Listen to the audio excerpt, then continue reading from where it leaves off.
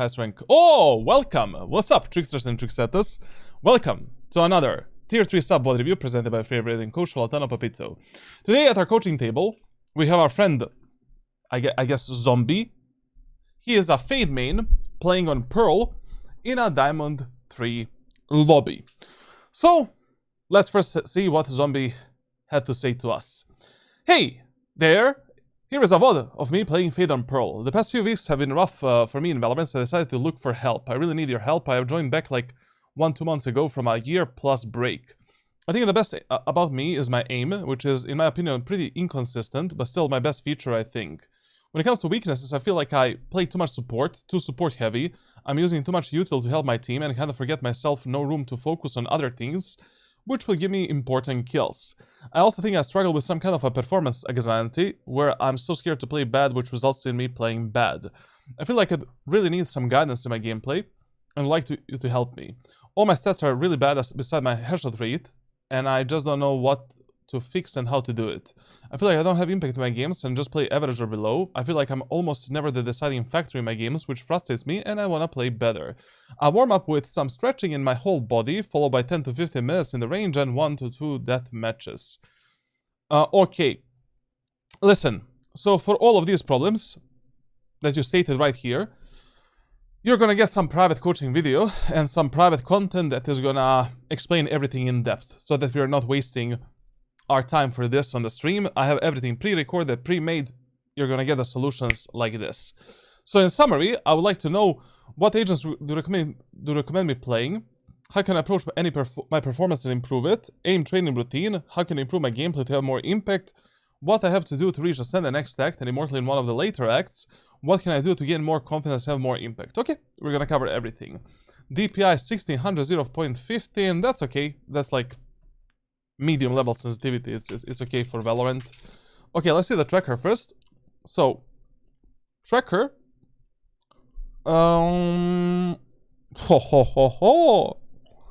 Okay. So first of all, obviously, you know, like, if you want to rank up in Valorant, and if you actually want to be consistent at Valorant, unfortunately, this game is a very grindy type of game.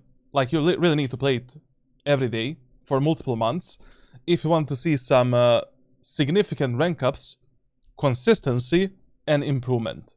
You know, same as when you go to the gym. You can go to the gym like once per week, on every 3 weeks, and, you know, look buffed.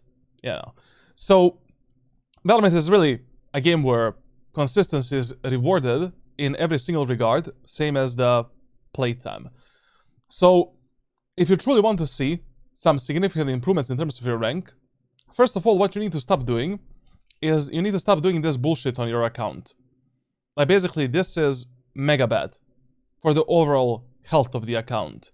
Like, you just play a few matches here and there, every act, every episode, you reset your rank, and then you need to grind back to Diamond or to your peak rank and that bullshit. Fuck it. If you don't have time to play the game, don't play it or play it on a second account. Play unrated matches, play something else. Period. Now, you know, if you want to reach Immortal, let's say, in the next few months, like, you really need to lock in, and you really need to play 3 ranked games per day, every single day, for the next 4 months, basically. Like, you need to play at least 2 acts consistently if we want to see some significant improvements in terms of your rank. Plus, you're probably gonna get some kind of a training from me, some aim training routine, some advices, some videos, something to help you out. So, you know, now is the perfect time for you to actually play the game and try to get better. Now, overall, like, you know, when it comes to your stats, as you said, like, there is not a single stat that actually showcase that you can solo carry these games and that you have any solo carry impact in your matches.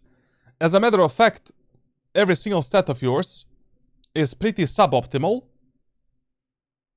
and you know, we really need to go one step at a time, and we need to develop some kind of an improvement plan and program. and some kind of a training after this VOD review for you. Because otherwise, there's just no other way. There's no other way to fix so many problems at once. I mean, we cannot focus on 30 problems in just a month, obviously. Attacker side, horrible. Defender side, actually, on defense you play the game. On defender side, you're okay. Like on defender side, you deserve to be diamond. But on the attacker side, it's horrendous, man. Like your attacker side is horrible, and we need to see what's happening on the attack specifically. Loadouts, you know, in eco rounds you pretty much don't exist.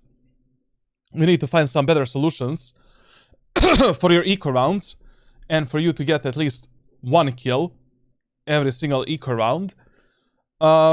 Pistol rounds are really good. This is a big W, to be honest. Semi rounds are okay, and full rounds are a bit suboptimal for your skill level. When it comes to the weapons, I mean, this act you just played like what, 23 matches. Let me see the last act actually. Pretty much the same Scheiße. Let me see the attack. Yeah, on attack you're really falling apart. Like on attack we need to see what you can do better. Loadouts here. Pistol rounds are actually the problem. Okay.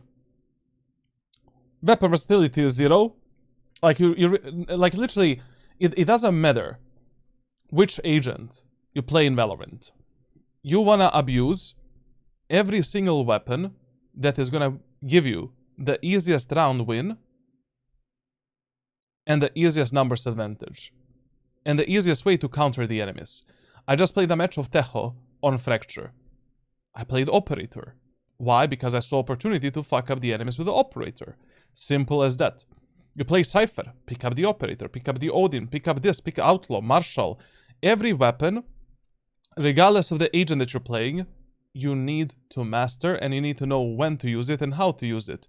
But you will never understand when to use it and how to use it if you're not testing those weapons, mastering their gunplay, and actually, you know, through raw experience, learning like how to abuse them and when to use them actually. Like, you know, Odin 0, Marshall 0, Shorty 0, Bandit 0, Stinger 0, Spectre 0, Bulldog 0, Operator. Like, you pretty much just play Vandal. Vandal, Ghost, and Phantom. Which is crazy. Why is the weapon versatility so important? One more time. It is important because the higher your versatility is, the higher are the chances you're gonna reach Radiant in the shortest amount of time possible, or that you will ever have a chance to reach Radiant.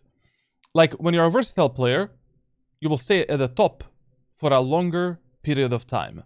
Like, look at all of the Neon mains this act. They only abuse the Neon to get to Radiant. Now they're crying in low Immortal, and they have a negative win rate because that's why. Look at the Yoru mains, for an example. You cannot be that type of a player. You know, you cannot be a player that just sticks to one thing for the rest of your life and you just abuse that shit for the rest of your life. And especially as you go in between different elos and ranks, you need to apply different solutions, different like tips, different rules in order to get out of these ranks and out of these elos. So everything that I share with you, like our main focus with you, is gonna be following. In the next 2 months, I want you to reach Ascendant, and in the next 2 to 4 months, I want you to reach Immortal 1. So every single piece of content, training, and whatever I share with you is gonna be developed with this specific goal in mind. Okay. Agents are questionable as well. Like, personally, I would never main Sova, Fade, Mix, Brimstone, Sky in the lobbies below like Ascendant or Immortal. Like, agents are way too team dependent, very low self-sustainability, very low outplay potential. It is just crazy to main these agents, and whenever I coach players privately, I see a player below Ascendant maining Sova, maining Fade, get the fuck out of that shit. We can use something far easier to get you to Ascendant and Immortal than those bullshits. Overall, another problem for you is like you're really playing a lot of agents. Like this is a lot. You need to lock yourself only on 3 characters. 3 agents for the next 4 months, so that we can actually figure out which agents work the best for you and which playstyle actually suits you the best, to be honest. From the last act, you know, one big consideration that I would have in mind is the chamber, for an example, especially because you said that you're a very mechanical type of player. For that type of player, there is not a better agent than chamber, for an example. And beside chamber, you know, we need to figure like 2 additional picks that you can use to get to Immortal easily and fast. Okay, so that will be a tracker review. Now let's invite our friend into Discord. Hello, you there? Hello. Okay, first question for you is like, where are you from? How old are you? And how much free time do you have to play Valorant per day? Oi. Okay. I am from Germany. Yeah, from Germany, yeah! Oh, Poland, okay. Yeah. I am 23 years old, and I have at least time for at least 3 games a day. 3 games a day, okay, that's great. Like, as I said, like, I'm gonna do things a bit differently with you, because, you know, a lot of the stats of yours are really bad. Yeah. And for a player like you, like, we need to develop some kind of a plan. Like, I cannot just do a VOD review for you and be like, yeah, this VOD review is gonna be enough. VOD review is not gonna be enough. There's no fucking way. Like, you're lacking enormous amount of stuff in your gameplay. And I'll share with you some improvement plan and program that you can use like for 8 weeks. Some private coaching videos, some aim training as well. Some kind of a general training to focus on, and we'll see what's gonna happen. Instantly, I'm gonna share my screen right now, just a second. Instantly, one agent that I would recommend for you is Chamber, definitely. Like, Chamber should definitely be your main for the next 4 months. But what we also need to figure out for the next 4 months is like 2 more additional main picks. Now, based on your tracker, I really have no idea what those additional 2 picks can be. But maybe you can try something that has a similar playstyle mindset as a chamber, for an example. Yeah, like, I was thinking about Clove.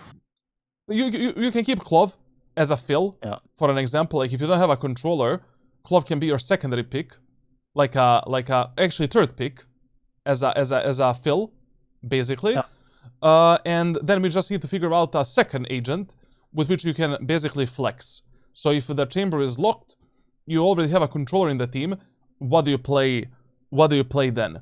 Now, as that second pick, I don't know.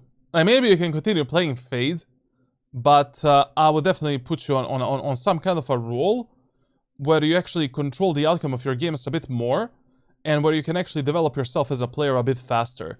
So I was maybe thinking like putting that second pick as maybe Phoenix or something like that, like Phoenix, Jet, Raze, something that is a bit more aggressive, that gets the fights, that actually controls most of these scenarios that we play in Valorant. So I don't know, like that. So my recommendation, based on what you said as well, you can maybe roll with these 3 agents for the next like 2 months, actually 8 weeks, sorry, because that's how long your improvement plan and program is gonna be. And then after 8 weeks, we can maybe do another live VOD review or something like that, and see, you know, what type of stats you have with these agents, and also, you know, what playstyle actually suits you the best. Like, the problem with you is that you just play so many different characters, and it's impossible to tell here like what suits you the most. Initiators definitely not at this skill level. Like, the problem with initiators in this elo is that a lot of times, especially on the attacker side, you see what's happening for you on the attack. Like, basically, on defense you play okay. On defense you deserve to be diamond. But then on attack, you just fall apart completely. Like, because, you know, you're probably doing utility for your team as they're going in, they're dying, you're not ready to support them in time. But there's also a fix for that. So maybe, like, as we go through this VOD review, maybe I can bring you a bit closer. How should you actually play initiators in this Diamond Ascendant lobby to get to Immortal a bit faster? Because you need to play them in a bit different way. You cannot play them like, you know, I'm gonna do this lineup with the eye, do the dog, and wait for my teammates to go out. You need to keep a proper distance between you and your most aggressive teammates, and you need to apply various different solutions on the attacker side to have the highest chance of winning those rounds on the attack. Now, next question for you is gonna be like, which mouse do you have? I have the Razer Viper V2 Pro. Okay, mousepad? I have Artisan. Keyboard? Aegis. Headset, IMs, headphones. I have the Biodynamic MMX Okay, 300, I think. Monitor brand, refresh rate. Asus 360 Hz. Okay, we're fine there. Go into Valorant, go into practice range. Just go into Valorant and show me your settings. I wanna check them out. Yep. Let me start my game. Yeah. Do you have any questions beside the ones that...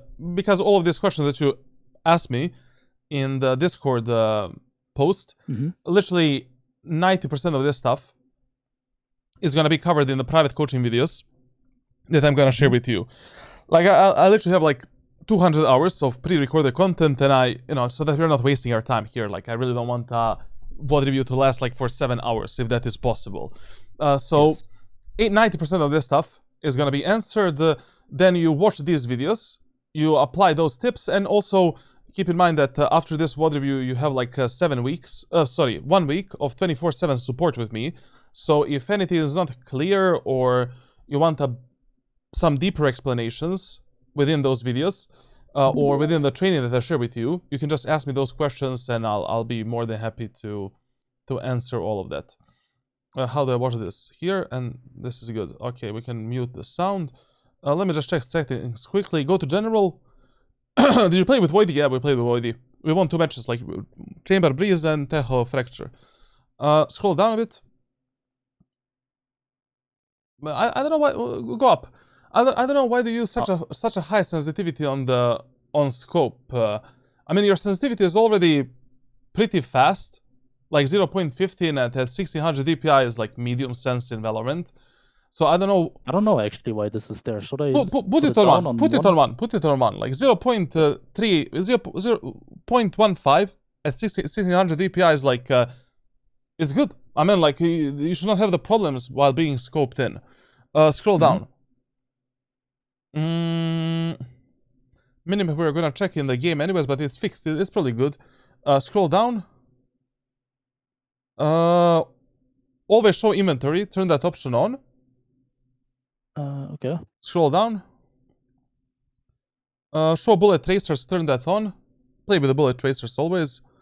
Show corpses. Turn that off.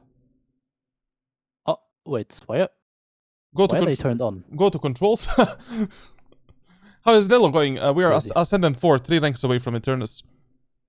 Scroll down. This is fine. Go equipment. Total zoom level, you need to have some kind of a button for that. Basically, that option allows you to go between 1x and double zoom on operator without going in, out. So third option from above. Fire, alternate fire, toggle zoom level. Third option from above. And there. Here. Any button that you can maybe press on your mouse or with your left thumb on the left hand. It's not like you have like 3 left thumbs, so like left thumb, maybe C, left, alt, X, V. All of these options would be nice. Left alt usually players don't use for anything, so you can maybe put it on left alt. And that's okay. It's probably show players loadout. It's okay. They don't interact. So basically, you scope in with 1 toggle, and now you can go in and out freely without unscoping, because when you're holding long range angles and tight angles, with operator, you always want to double zoom, like always. But then, you know, Jet is dashing into your face, enemies are splitting in the side through the garage or something, you want to fight them with a 1x scope. So this gives you a freedom to quickly switch between 1x and double zoom however you want, whenever you want, and if the double scope is blocking your vision somewhere, as you're clearing the angles, it's just easier to, you know, get more vision, basically. Go down a bit. Weird settings, but okay. Go down. Go up. Equip spike. Put it on 5 instead of 4. So we separate plant and diffuse with equip. It is on 4 now. Spike. Yeah, plant. Put it on 5. Put it on 5. Go to communication. Tactical calls in the chat. Turn that on. That is like your secondary minimap in Valorant. I don't have time to explain that right now, but I'm probably gonna give you some private video that is gonna explain it. Go to video. Scroll down. Okay, graphics quality. Anisotropy filtering, 8x. Everything else okay. Scroll down. Go to audio. Scroll down. Okay, never mind. Go to voiceover. Enable VoIP Ducks flavor voiceover, the last option. So basically, when your teammates are talking at the same time, as Cypher is telling you some stupid joke, your teammates are loud and clear, Cypher is muted or muffled a bit. That's it, basically. Okay. You can stop sharing the screen. All of these settings are fine. For now, I don't know you. You know, I don't know you as a player and person, so I don't want to fuck you up. Like, this is everything that I can recommend to you. Also, I don't know why you're playing at 4K. Is that 360 Hz monitor 4K monitor? Wait, is it on 4K? Wait, let me check. Yeah, like it seemed like someone in the chat just picked it up. I didn't see it. It's because I have borderless mode. That's why it shows. It's okay. But I'm playing on 2K. Yeah. You have the Asus 2K 360. Okay. Yes. Yeah. Makes sense. Makes sense. 2K is weird for me. I'm not gonna lie. And that monitor is probably 27-inch, right? Yes. But you know, enemies in the longer ranges like look a lot more crisp and I don't know. If you're adjusted to that monitor is really fucking good for Valorant. Just the motion clarity, I think Zavi monitors just have better motion clarity, but you know, this is not the reason why you're not radiant, like literally at all. Let me just see what the Frost told to me.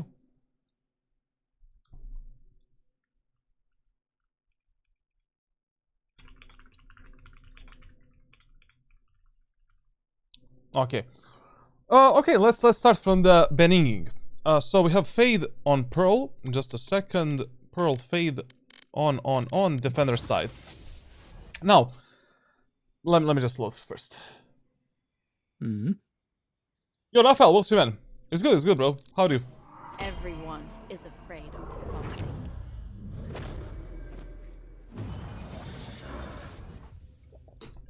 It has the 24-inch mode as well. I know. Like, I'm using the 480 Hz OLED from Asus with 27-inch.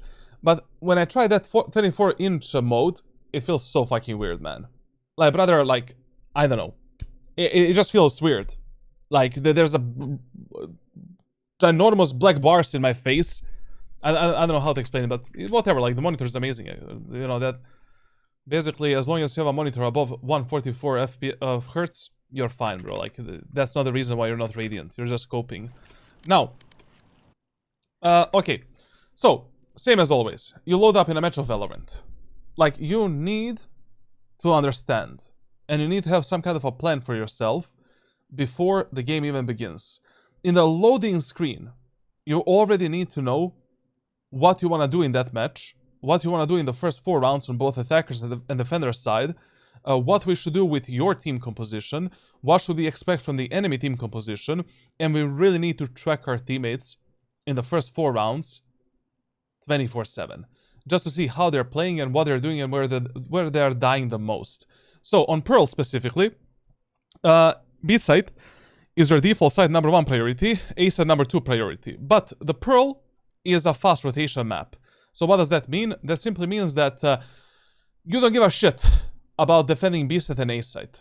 Meaning that in every full buy round, or the pistol round, you're never willing to die alone trying to defend the bomb site. Like, you're always trying to force yourself to play a proper team play game with your teammates and a proper refray game instead of controlling some part of the map. Now, on fast rotation maps also, on the first contact between your team and the enemy team, you need to make some kind of a move. Either taking more space from the enemies, supporting your teammates, playing with them, rotating faster, it's okay. Team play is everything on these type of maps. Now, on a map such as Pearl, one very common mistake that you can make when you're starting on the A site and B site is that you start way too passively. No matter what type of a setup you want to abuse, like even if you want to kill the enemies with the shotguns here and here, your bare minimum when you're starting on the B site is the following. You need to get the info how many and if enemies are crossing this choke point right here. And you can get that info by just jump spotting the enemies, basically. Your bare minimum on the A side is holding this tight angle right here and getting the info like that. We need some early information. Like, you cannot start here and then your teammates get the info that enemies are pushing A side when the enemies are already there. And also, you know, this is going to prepare you mentally for a fight with the enemies. Now, on a map such as Pearl, what you value more than bomb sites is the mid control. The mid control is mega important. And for the mid control, it is okay if you sometimes die trying to fight alone. Because when the enemies take mid, they open the space way too much. So many opportunities that they can use to fuck up your teammates and you as well. So for mid control, we should be fighting a bit more aggressively. And on Pearl, whenever you have no idea what to do and where to play, you have no idea how the enemies are, like, you don't know where the enemies are gonna go, what are they gonna do, start somewhere on mid and just play fast rotations between A site and B site. And that is why in the first round, because I have absolutely no idea, you know, there's not a single statistic that can tell us on Pearl exactly what the players are gonna do, a single team composition, nothing. The best gamble on Pearl in the first round is you start in the B link right here. You're just jiggle picking the doors for the info, and you're just playing fast rotations between Art, A site, and B site. And from this position, you're always gonna be on time to support your teammates on both A site and B site, and you can fight with them. Unless they die in some early duels, of course. I mean, like, if they play way too aggressively, then there's nothing we can do. So, in the first round with Fade, on this map, what you can get is the following. You can play with a... How much is the Prowler? I forgot. 200. 250, okay. So, in the first round with Fade, and Seize is 200, right? Or 250 again. 200, okay. 200. So, in the first round on the defender side with Fade, you have 3 options when it comes to what you want to buy. Classic, Light Shield, 1 dog, Ghost, dog, or a Bandit and Seize. Personally, I would go with a Bandit and Seize, because Bandit is an amazing weapon for the first round. It's such a bullshit type of weapon. Like, sometimes you can get the ace without even aiming. Like, it's just a... I don't know, like, bullets sometimes feel like aimbot, basically, with this gun. Also, on a map such as Pearl that has both mid-range, close-range, and long-range fights, it's probably the most optimal weapon that you can get in a first round. And a lot of times on this map, players like playing Light Shield in the first round on the attack. So with a Bandit on almost every distance, you can just melt the enemies on Pearl with a Bandit. But it's really up to you. It's really up to you, like, and how do you start the first round? Just jiggle the doors for the information. If enemies are pushing through the doors and they smoke you off, what you can try doing is, like, you can try to seize them as they're going out and try to fuck them up in this area of the map. Obviously, don't drop a seize there, like, activate it before it reaches that position. I'm just demonstrating what I want you to do, essentially. Like, you can try to take that fight. Like, that fight is okay. Anyways, enemies are gonna be seized. Also, as this shit is flying up there, like what you can also do is you can throw a reveal like this to bait out the enemy shots and to basically like make them focus a bit more on the eye. Then you can swing out, take a fight, try to take a kill, go back. But personally, I would not be fighting that aggressively. Like, it's okay. If enemies smoke you off here, they want to run towards the building, wait for your teammates to play with them. It is totally fine if you play a 5v5 retake as long as we're all alive in this first round. Like, in the first round, the biggest mistake players can make is you just trade yourself for 1 kill. Your impact was 0. Or you die for nothing. You know? Like, we lose the numbers for absolutely fucking nothing. Like, in the first round, as long as we fight together, we have the highest chances of winning that specific round. Now, let's see what you're gonna do and how you're gonna play this shit. So, when it comes to the team compositions, your team comp is okay. I mean, it's totally fine for Pearl. You know, we are not really lacking anything in specific. We can fight for A main, B main, mid, whatever we want to do. Enemy team comp, we consistently need to have some cover for our eyes, for the sky flashes, especially if you want to aggress the enemies on mid and in A main. Chamber and Jet, pretty standard shit, like nothing really special that we need to think about. Yeah, the other agents are just literally whatever. Like, nothing special. We can just play in a default way. I don't know, like starting on the B in the first round is just a huge gamble. Because if enemies are going A, this rotation from B side to A side is gonna take you ages. And there's no way that you will be in time to support your teammates on that side. There's just no way. You know, if we miss gamble here, and enemies go A, like you're probably gonna be playing some 2v2, 2v3, 2v5 retake, which is absolutely bonkers in the first round. So just start on mid, start in the building, and just play fast rotations from now on. Mm-hmm. This is okay what you're doing here. We should be jump spotting. At least we started good. Now, listen. Your rotations need to be based on something. Like, we cannot rotate based on nothing.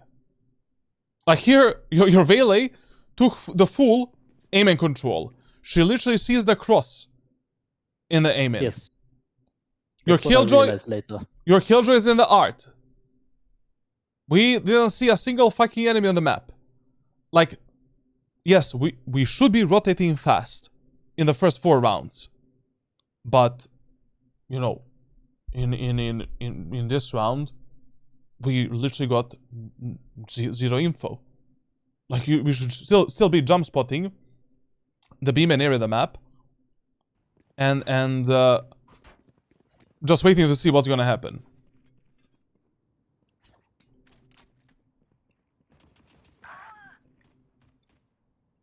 Now listen, here you need to rotate. Like, I know, you don't have info in B main. I know enemies can be in the B main. I know that enemies are in the B main because we're watching a replay system. But when this happens to you, and enemies open the art, 2 of them there, you need to rotate that's it. That's the info that we were searching for. We need to deal with these enemies first, and then we can deal with everyone else. So here, if you rotate there, and you focus yourself on defending the B-link, that will be fine.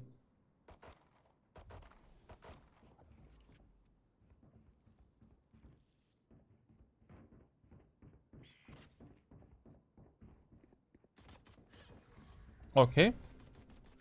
To be honest, like, it's totally fine what you're doing here. You know, like, these 2 enemies can easily be in the B-link. We don't have a Killjoy alarm bot. But one thing that's kind of bad is that you're letting these guys take too much space without any information. I cannot be playing here if 2 or 3 enemies can just run me down through the B-link. I need to get that info and prepare for that fight before that happens. So, okay, you don't want to fight 3 enemies in B main. That's totally justified, because there might be 1, 2, 3 enemies coming through the B-link. And mid, obviously. But we need to do this. And when the enemies are close, you know, to us, on the B side, then I know for a fact that there's not a single chance that enemies can make a sandwich out of me. You know, if an enemy wants to shift up all the way from here or here behind me is gonna take me 3-4 seconds. Maybe 5-6 seconds to do that. So, I have 4-5-6 seconds to finish these fights, and then once again, I need to briefly check my back. So you cannot be playing, you know, without this info, for an example. Very good that you got it. Now we can fight, and we should be picking those fights, obviously. Very nice kills. We're fighting a replay game, and you should be taking these gunfights. Now, this is absolutely stupid. Listen, same as with any other agent in Valorant, you know, whenever you die, but you didn't use your most important utility that could have made you win that fight, it's just stupid. It's a pointless death. Here, if you already heard that enemy jet is close, get behind this cover, drop a dog, and let's run down that enemy together as 3. I mean, you don't know that 2 enemies are there. You know that 1 is there based on the footsteps. But, you know, we should be fighting with a dog right now instead of just picking these type of fights. Bring them down. Now, listen, if you're 2v1, don't complicate the things too much. Just make sure that you're ready to peek together with your Reyna and run down that enemy. That's it. First one was a bit risky, in my opinion. Like, literally, enemies took the art for free. They took connector for free. They could have done various different type of shit, and we really got a bit lucky. Plus, information gathering early on was bonkers. Like, you started the rotation based on literally nothing. We didn't hear a single footstep. We didn't see a single enemy on the map. Like, we can't rotate, bro. Like that. Yeah. Now, I also realized so fast, too slow, that Waylay has a main. That's why I went back in the end.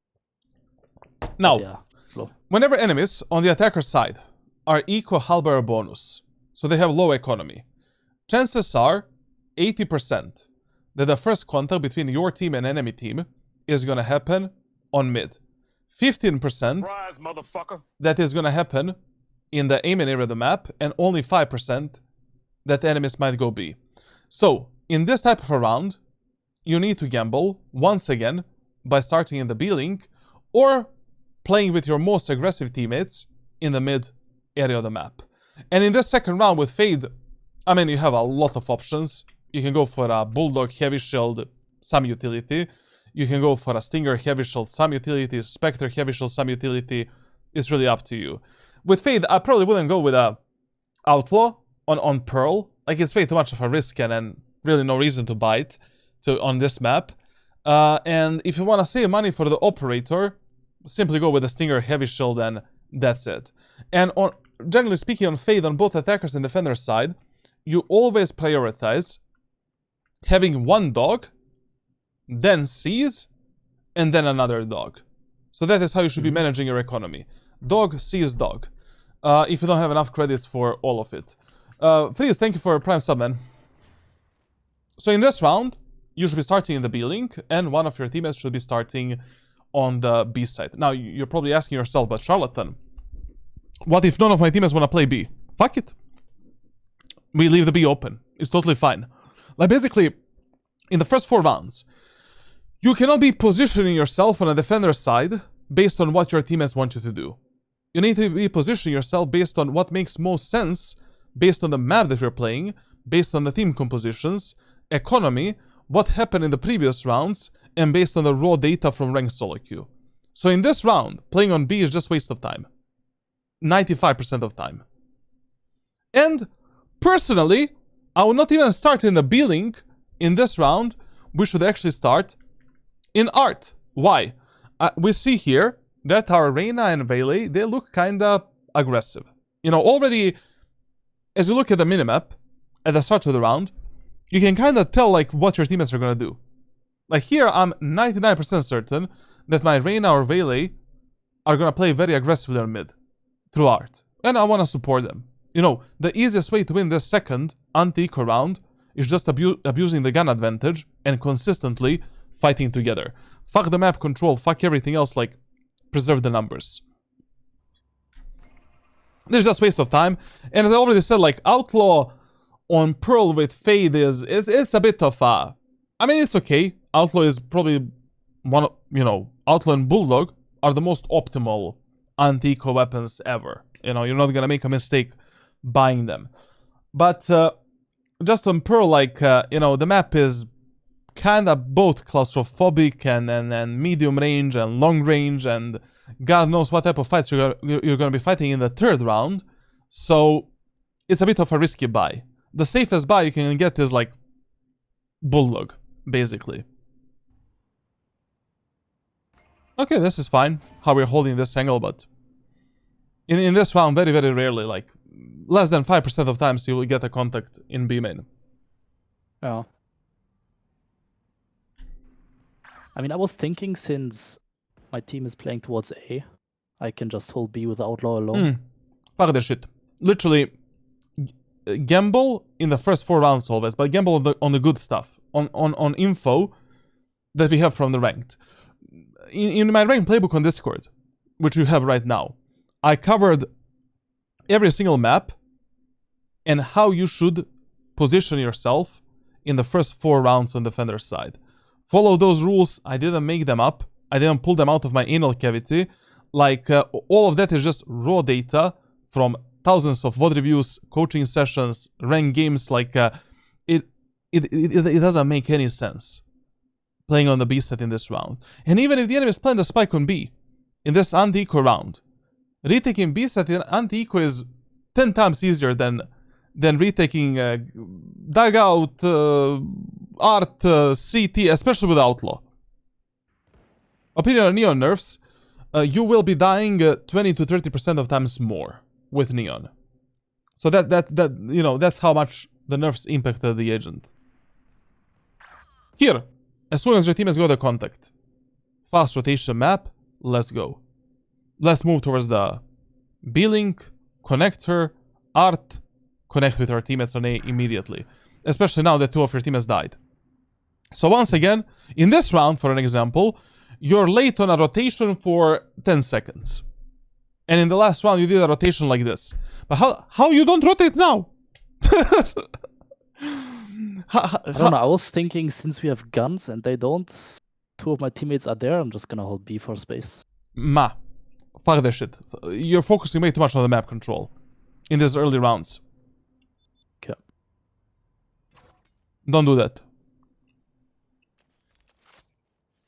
Like, already here, you should be somewhere, I don't know, with a killjoy in the art, or holding that B-Link doors like a bit closer to your killjoy and Reyna, so we can actually play, some level of refrag game in this 3v4. Just a second, I don't know what happened there with the WOD. Yo, 0-1, well, see you, man.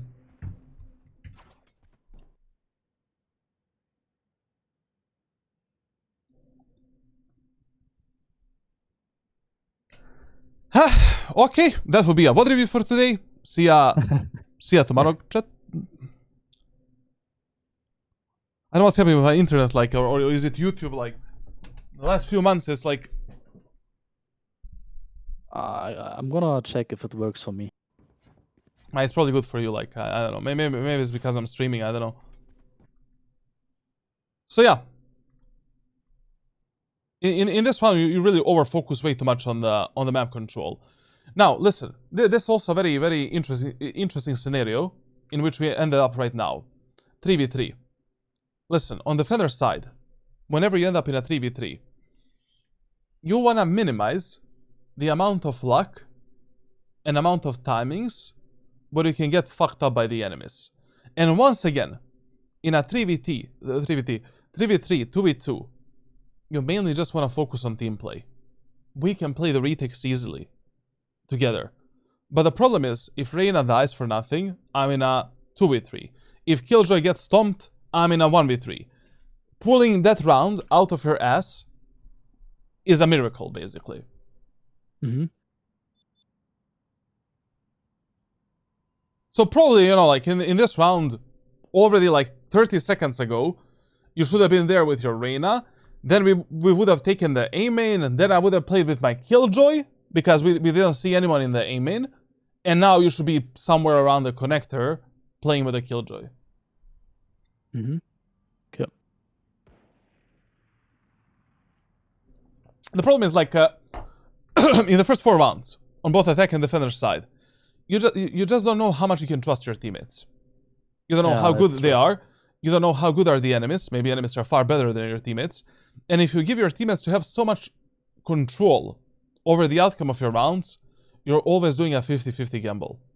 Like, at that point, you cannot be mad that you're losing the rounds and losing the games. Because you're not doing anything proactively, and you're just a static potato, basically. And you're gambling a lot.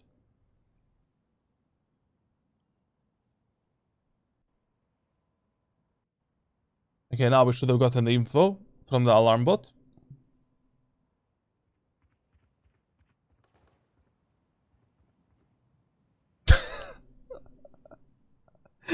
We need to watch that again, just a second. Look at the minimap, chat. Look at the minimap. What the fuck was that, bro? Like, I died like a potato, bro. Okay. Okay. So listen. In this second round, your impact was literally zero. Like, this round could have went in any direction. Like, you could have won it, you could have lost it.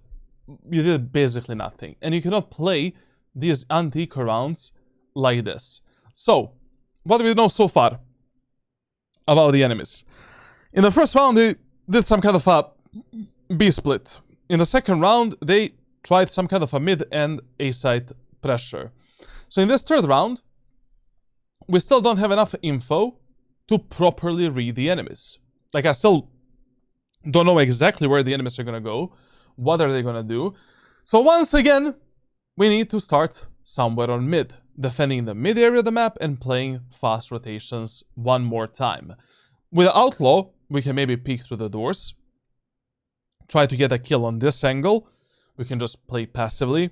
We can try to hold the art, try to get the kills there. And once again, we'll see what your teammates also want to do. Like, does anyone play aggressively? No. Okay. Now this angle here, you know, it's okay. It's a good off angle. Just keep in mind that this off angle you can play in 3 different ways. Like, first way is just holding this position. But when you're holding this position, you always want to hold it like this. Why? So when you go for a shot or 2 shots, you can just instantly reset yourself with a knife down, and that's it. Second way how we can play this off angle is by waiting for the enemies on this position and primarily focusing on killing these enemies and these enemies up here. And the third way is holding this off angle and basically trying to surprise the enemies that are going from the right side, getting a kill. But the problem with Fade is, like, you know, this is not the most optimal way to play this position because you're gonna get stuck. You know, if your teammates don't give you a smoke immediately. When you're playing the snipers, don't go for some bullshit shots through the smokes if you don't know exactly where are the enemies. Like, just shoot when you see the people. Okay? Whenever enemies are giving you the time to reload this 1 bullet, reload it. Reloading 2 bullets of Outlaw takes ages. 1 bullet is fast enough.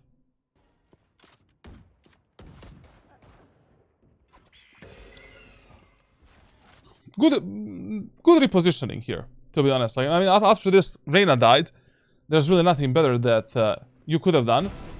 And this is probably the easiest kill that we can take. Solid reload.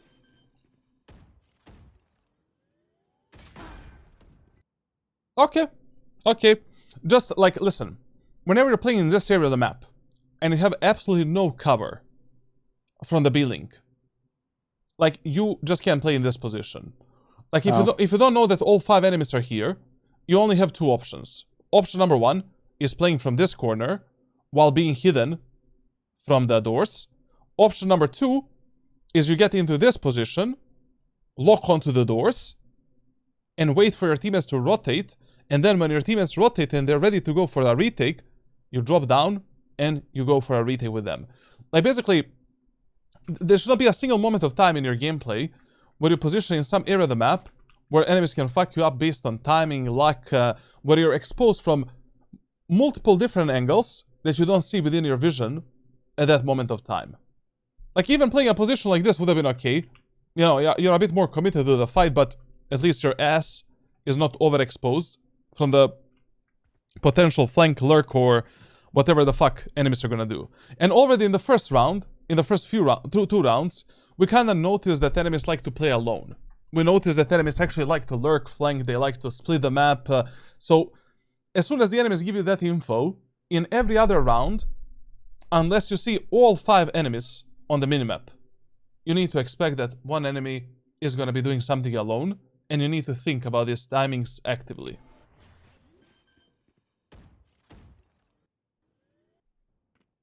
No, Frost, you can find everything on Discord, man. Join Discord, bro, and yeah.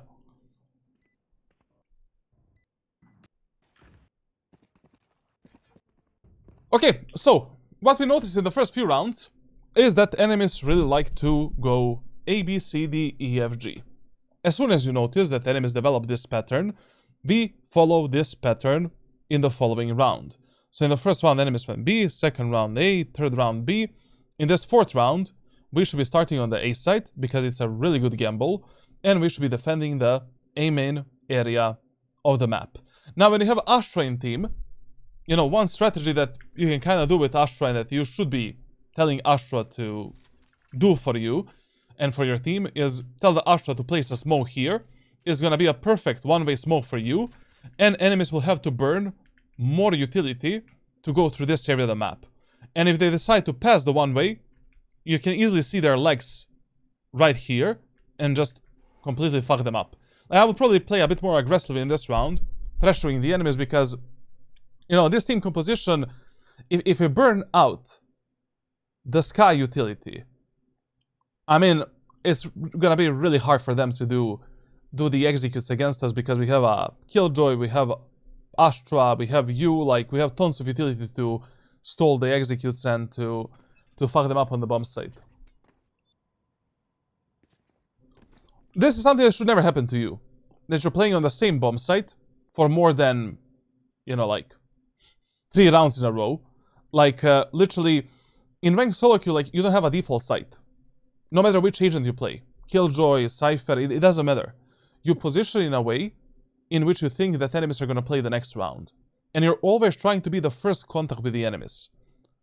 Because if you're not the first contact with the enemies, then, you know, you're always gambling. Basically, that your teammates are going to win these early fights for you. So right now we should be playing on the A side. And also, how our Astra is playing is horrendous. Like, this is insanity. Like, if you are ever, chat, if you're ever playing like this Astra, remember that you're fucking dumb. And that you should take this position, always, as your early position, no matter what type of a strategy you want to execute on the bomb site. Because you always have the time to reposition for that strategy. Like, I cannot be playing on the B site, and my guy is holding this angle. And giving me the info once the enemies walk up all the way here. Plus with the Astra, you know, just do a one-way smoke right here.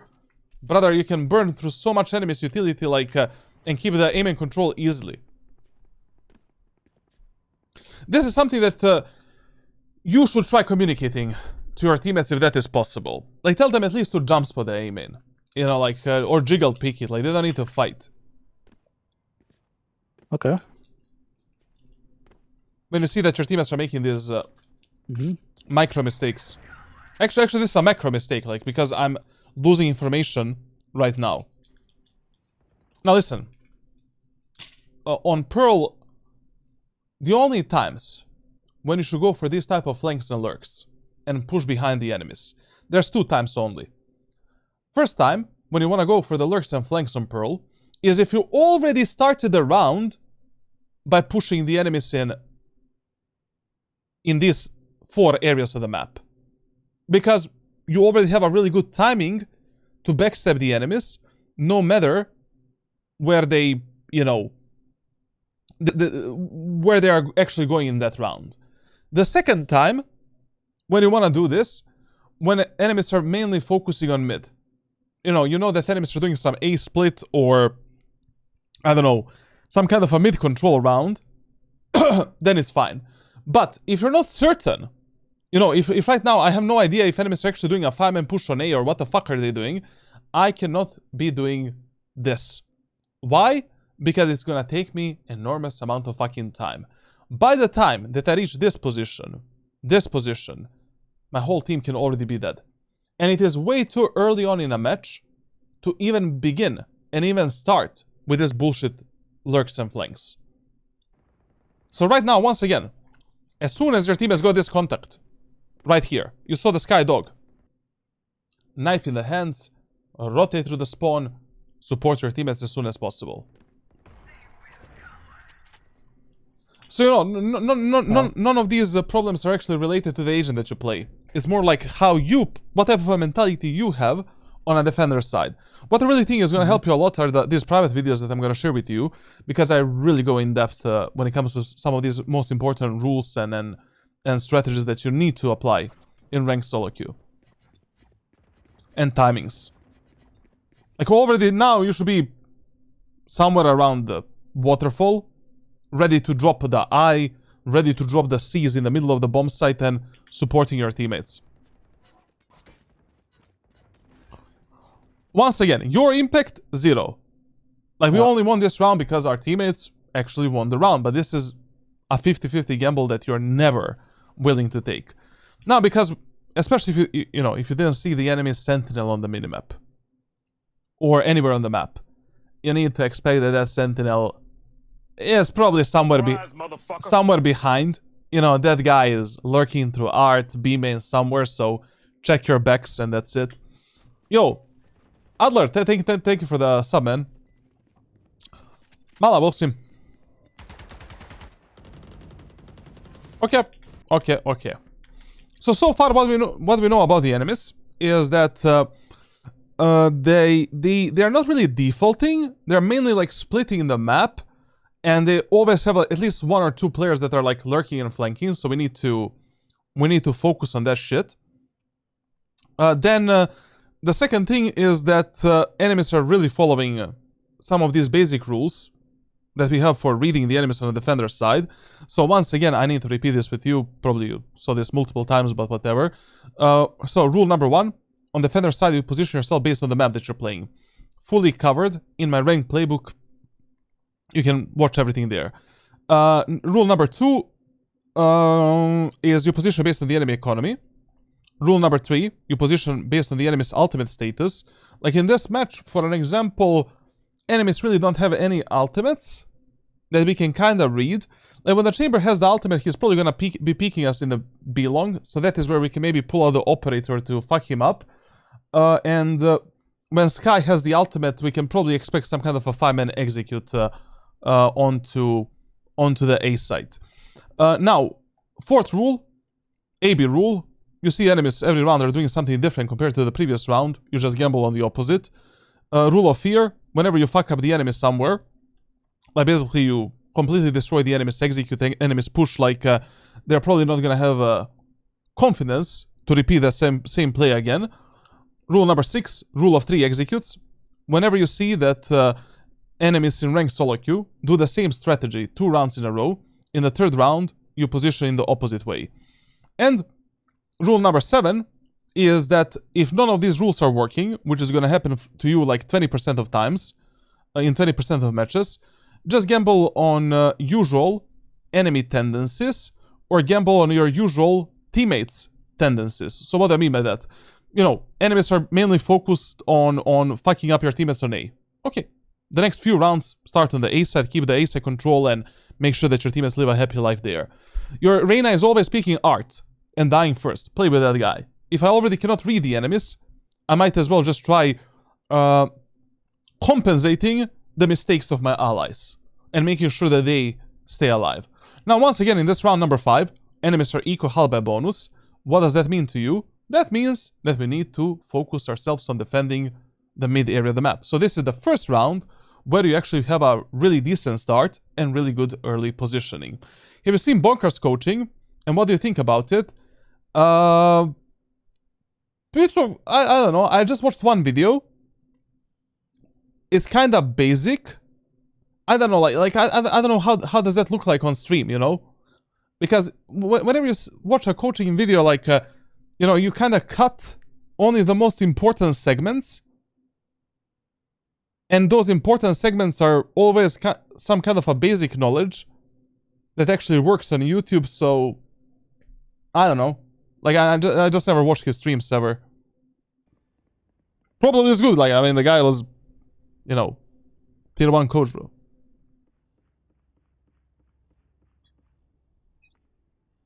Obviously. I'll find you. Marked one. Okay. Listen, this is something that you really don't want to do on a defender side. So yes, I am teaching players to play in a bit more self-preservation mode, where I don't want you to get some stupid 50-50 duels and die inside of them immediately, or where you end up in some kind of a 1v2, 1v3 and bullshit like that. But what you really cannot be doing on a defender side is losing potential angles to deal some potential damage and get some potential kills. So, if you already heard 2 enemies running you down here, hold this angle like this, as tight as your reaction time allows you. Hold a tight angle, just try to go for 1 bullet, 1 burst fire, and then reposition yourself. The only reason why you would keep your location a secret somewhere here is to surprise the enemies with some kind of a better play or better utility usage. But on Fade, you don't have that. You don't have a flash, you don't have a Molotov, you don't have a, I don't know, dash ability or a teleport. Anyways, you're not going to be surprising the enemies with anything. So we just kind of lost one additional angle on which we could have potentially got a kill or applied some damage onto the enemies. And then, you know, we can play a bit more passively and play together with our Killjoy, Reyna, or whoever you want to play with at this moment of time. And usually, listen, if you don't have anyone in this position right here, when you're backing off from the art, always try to back off towards the boxes here, so that enemies cannot smoke you off, completely cook you right here, deny you, and now they can just pinch your teammates on the A side for free. And you don't have a passage, quick passage, to support your teammates in time. So, basically, just don't reposition there, like, especially if you're playing Fade, you know, because once again, with a Fade, like, there's nothing that you can do here to actually outplay the enemies if there's multiple enemies there. I mean, yes, you can seize them, but they can still see you and kill you. Yes, you can dog them, but the dog is only gonna catch one guy, so you cannot swing through this smoke and take this fight, ever. It's way too risky. So when you reposition here, like, well, what you should have done here is just hold this angle as tight as... So what does as tight as your reaction time means? Like, you want to hold angles in a way that allows you to get the kills 3 out of 10 times. So that is how tight it should be, based on your reaction time. On this angle, I can get a kill 3 out of 10 times. I don't know what is your reaction time, you need to test it in the game, and that's it.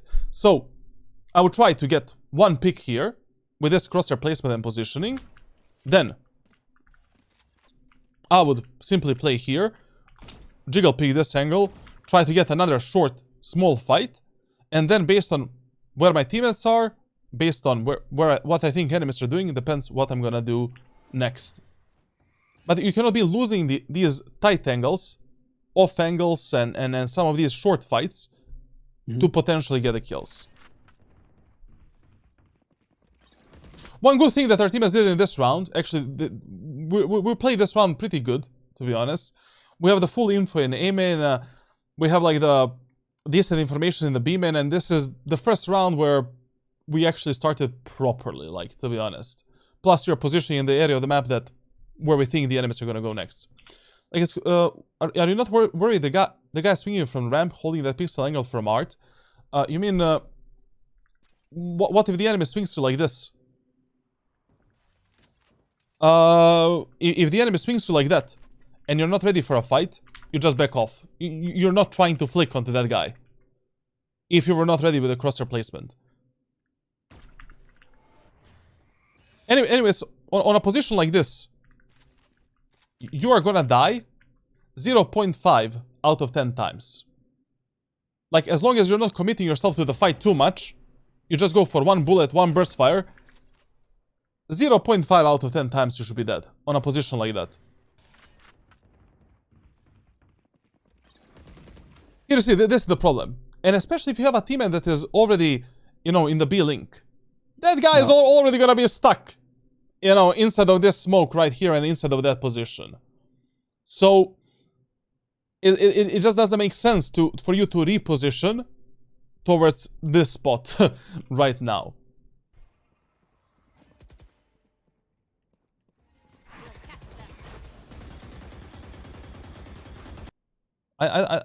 Brother, you literally heard the enemy jet dash in, so I don't know, like, why you're spraying this smoke.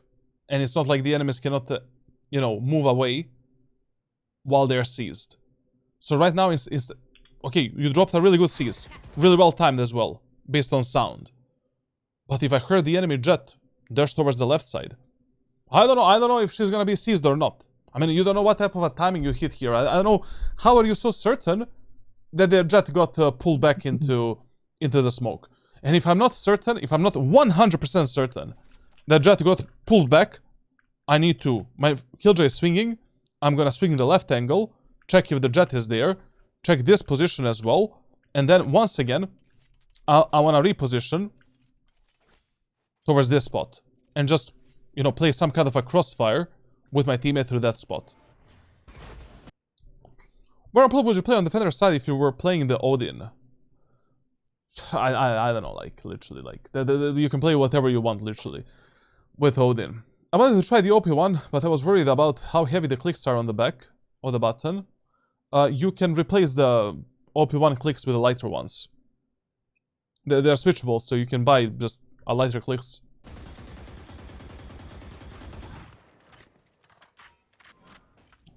That should have been a refrag for us. And this is what I'm talking about, you know, like right now, we have a spike in A main, and if you played more towards the site, towards the A ramp right here, I mean, right now we don't even need to fight these enemies. You know, like we can just chill with the Reyna, with the Astra in the A main, let the Vele be a menace behind the enemies, and we just focus on fucking up the enemies in the A main and playing a proper refrag game. The one you have are heavy on the back, yes.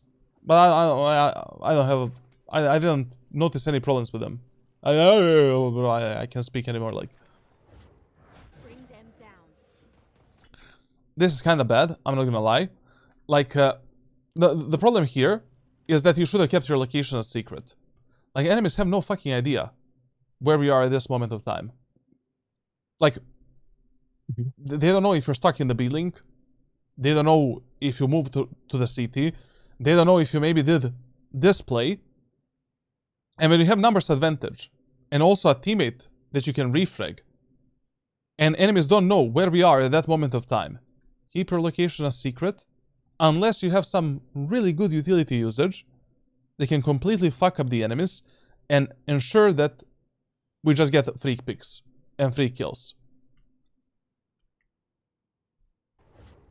Bring Yep. them down.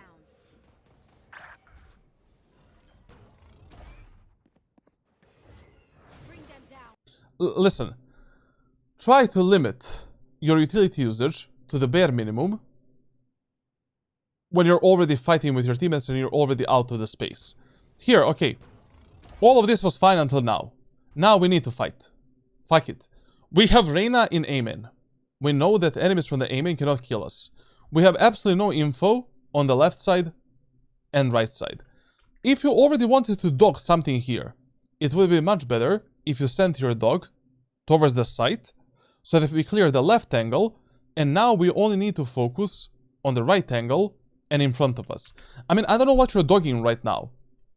Like, the thing is, you always want to dog the area of the map for the info where enemies didn't make the footsteps before. Most of the time. So what does that mean? Like, if enemies already moved onto the A side through the art, like, I should be expecting that one enemy should be here. But because we had this smoke right here, I don't know what the fuck happened in this part of the map. I don't know if an enemy is in this corner, if enemy is in this corner, and if I use a dog like this, Bring them down.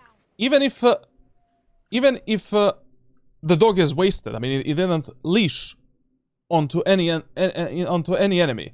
That's such a valuable info. Because then I just know that Reyna is fighting a 1v1, 1v2 in the A main. I know that one guy is here. Now I can properly swing this angle with my Reyna. And I have all of the info that I need to know about when it comes to taking this fight properly. But this dog here, like, doesn't do shit, basically. Because we should be expecting that one guy is on the right side and, you know, that info is not that important for us. Bring them down. Overall, the main reason why we lost this round was this repositioning and losing these two angles to potentially apply some damage against some kills. Like, basically, we should have tried getting a kill here. We should have repositioned towards the boxy box, try to get a dead zone fight in this angle, and then we can play a crossfire with the Killjoy. Killjoy dies, then I can move into the A-main with two of my teammates, and we can easily close out this round. When you're positioning and repositioning, like, you really want to always think about one topic. Like, how can I position in the most efficient way where the enemies cannot cack me with their utility, you know, block me with the smokes and sage wall and bullshit like that. And how can I position in a way where I can abuse the most amount of safe angles and safe fights before I end up in some kind of a 50-50. And the third thing is, like, how can I position the most efficiently based on where my teammates are at that moment. But this is very specific for the art, like, and a very specific mistake that tons of players make. Like, you just can't do this if you already have one or two teammates fighting for the ace site. Because if you lose the art, I mean, it's really hard getting out with that smoke and that position. Can you mean Odin as your primary gun? You can, but it's not really that efficient. You know, that's not gonna lie, like... Odin is okay weapon, just, I don't know, like... You need to have a very specific playstyle and play very specific agents to get the most out of it. Now in this round, we kind of lost the track of the enemies. So what does that mean? Basically, like, in the last round, enemies did this, the play that they did, only because they played a bit of a half by, you know, they had the lower economy. They broke the AB pattern a bit, and now we really don't have any rules or info that we can use to read the enemies. But what did I tell you before a few rounds back? Enemy Sky has the ultimate. Usually on Pearl, there's gonna be some kind of an A split or the 5-man A push. So once again, you starting on this position, totally, absolutely fine. I'll find you.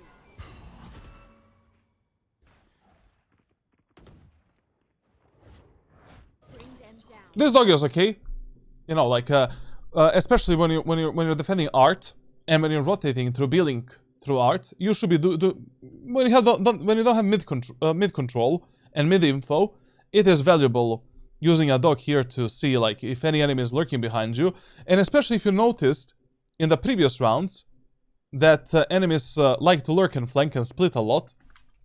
This is a very valuable dog, and you should be doing it, obviously.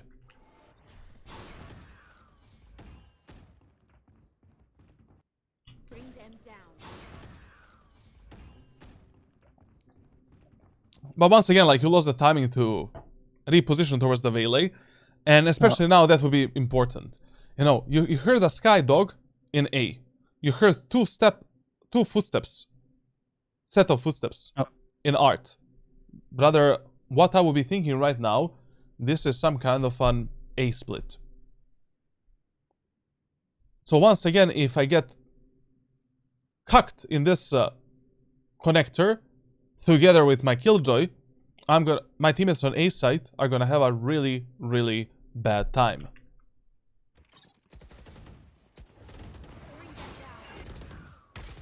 Listen, like, don't swing like this. Like, when you use a Fade Dog, prepare yourself for a fight, mentally, physically, and with your crosshair and movement before you take that fight. Don't rush it out. It's fine. Also, like, in this area of the map, before you fight two enemies, like, you should really try to use a seize to try to lower down their HPs before you take a fight like this. I mean, you know right now that you're fighting two enemies. Like, drop a seize from this wall behind the box. At least one guy is gonna be seized, you know, like, based on the footsteps and audio that you got from the enemies. And now I can just lock onto that guy first.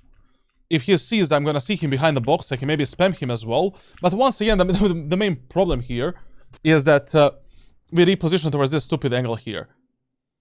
Another problem in this round is also that you were not really tracking what your Vela is doing. I mean, if you see that your Vela is going for a peek here, you don't wanna do what you're doing right now. All you have to do right now, if you see that your Vela, so if I see that my duelist, anyone is doing this, we need to play with a pre-assumption that that guy is going for a peek, going for a swing. There's no communication in ranked, and you need to make enormous amount of pre-assumptions when it comes to your when it comes to your teammate's decision making. And if I see that my teammate is doing this, all I need to do is hold this angle like this. My teammate takes a fight, I'm instantly ready to swing out with the peeker's advantage, proper crosshair placement, and I need to take that fight in 0.3 seconds after my teammate swings out. Now, this wouldn't matter that much in this example because your Vela died immediately, but I don't like that you're not really tracking that much what your teammates are doing and where they're playing at that moment of time. And that you're not positioning yourself a bit better compared to your allies.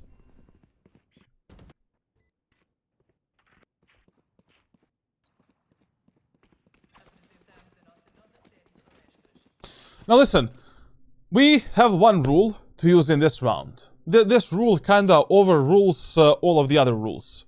And that is the rule of 3 executes. When the enemies repeat the same play, same strategy, 2 rounds in a row, you need to gamble on the opposite. So in this round, this is the round where I would actually gamble on the B side. And I would fully start on the B side.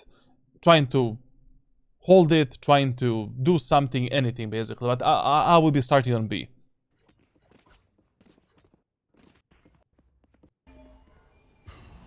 Like basically, you know, if you're playing on defender side without these common rules that players use in ranked solo queue, you will be making a lot of missed gambles in a lot of matches. Like, none of these rules are going to work 100% of times, obviously. But if something works 60 to 80% of times, it's better than a 50-50 gamble. So right now, like, you're playing an eco round. What would be a great strategy and setup? You can... Okay, I just died. Just a second.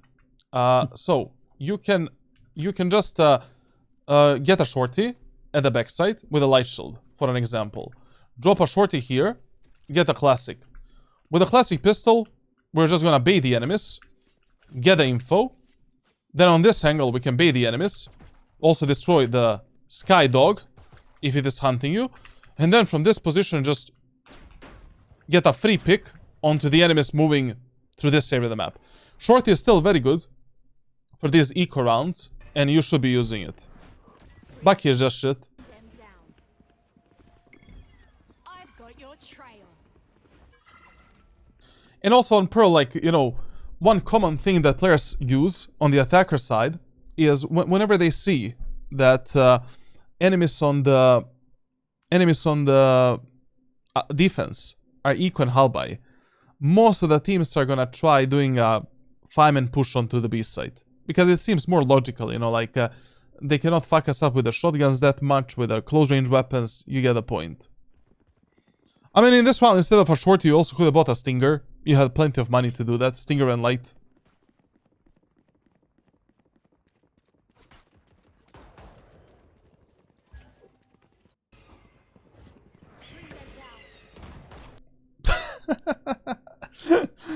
Oh. Our dog got flashed. Oh. Good. Okay, I mean, like, listen.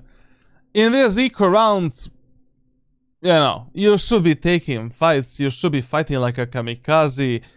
Maybe, you know, the way how you jumped up here and how you took this fight was obviously bad.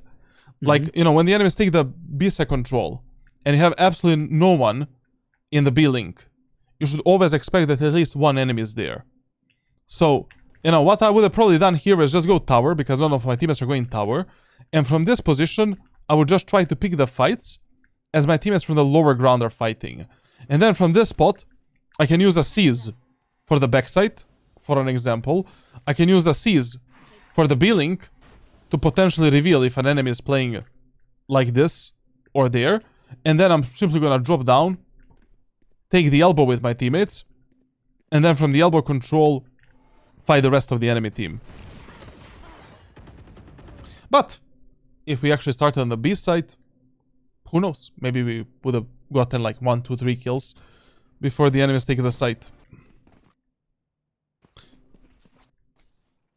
Now in this round, we need to gamble on mid again. Why? Once again, I have no fucking idea where the enemies are gonna go. What are they gonna do? So we need to start where? In the B link. Why in the B link? Because we already have the utility for the art. It's a much better gamble if I need to rotate fast between the A side and B side, and I'm always gonna be there to support my teammates everywhere. What's your opinion on shotguns? Short is still fine for the first round and also eco rounds, and as a secondary weapon. Judge is fine. Just Bucky is kinda hit or miss, man. Like, Bucky is a bit of a waste of money right now. Like, with the Bucky nerf, I don't know, they kinda need to lower the cost of the weapon. It needs to be like 750 or something like that. I mean, okay, it cannot be 750 because then you can buy it in the... or whatever. I mean, you cannot nerf the cost, I guess. Imagine you can buy a Bucky in the first round.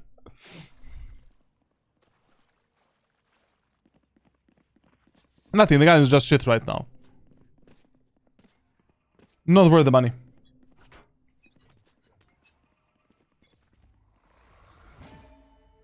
As I already said, man, if you feel lost on Pearl and you don't know where to play or where to start, either start in the B link or with your most aggressive teammates. So, right now this is fine because, you know, Reyna is your most aggressive teammate and we should be playing with her. Bring them down.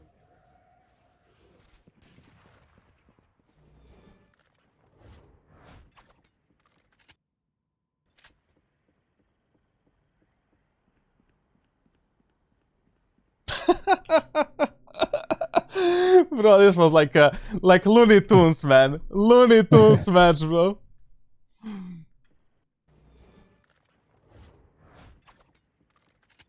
This is Looney Tunes match. One thing I don't like here is same shit that you did with the Fade Dog. Like, how can you peek this angle like this, bro? Take the gun in your hands and then, you know, go for a swing.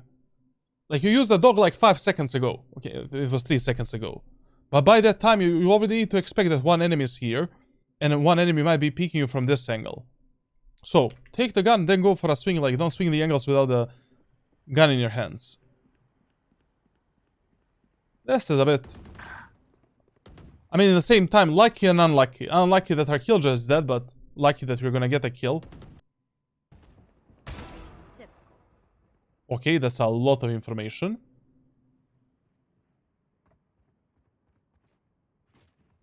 Now listen, if multiple enemies are fighting you, like you heard so many footsteps, and you're 4v3, get the fuck out.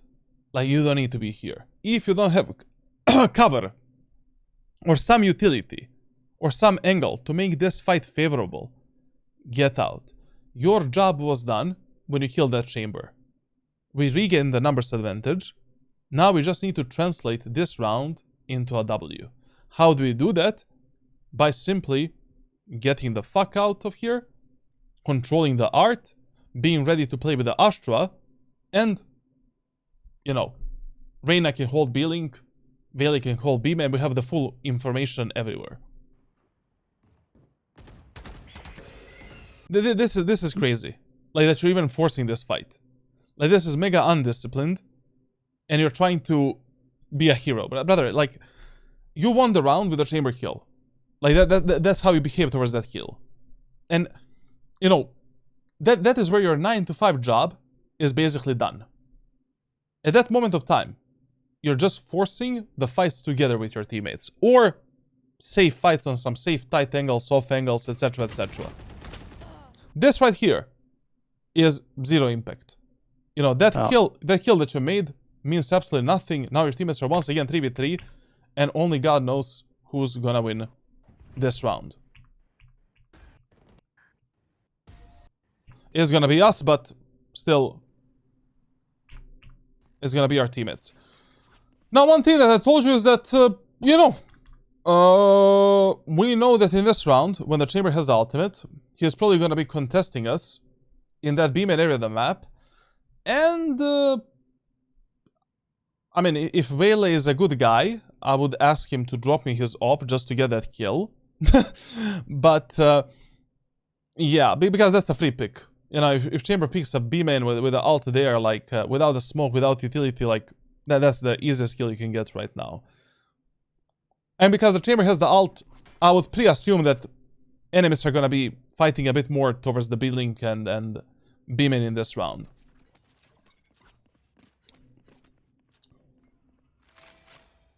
We really need to communicate to Astra, bro. Like, we are not defending the dugout. We're defending the A site. Can you please start on my ping right here and just jiggle pick the enemies? Like, I'm never forcing the players to be IGLs in ranked solo queue. It's such a tiring and stupid job. Like, you need to play in ranked solo queue in an adaptive way where you're consistently observing what your teammates are doing, asking yourself how you can compensate their mistakes. But some of these mistakes that your teammates are going to be doing, you simply cannot compensate by your own good place and positioning. I mean, like, I cannot play art, A site, B site at the same time.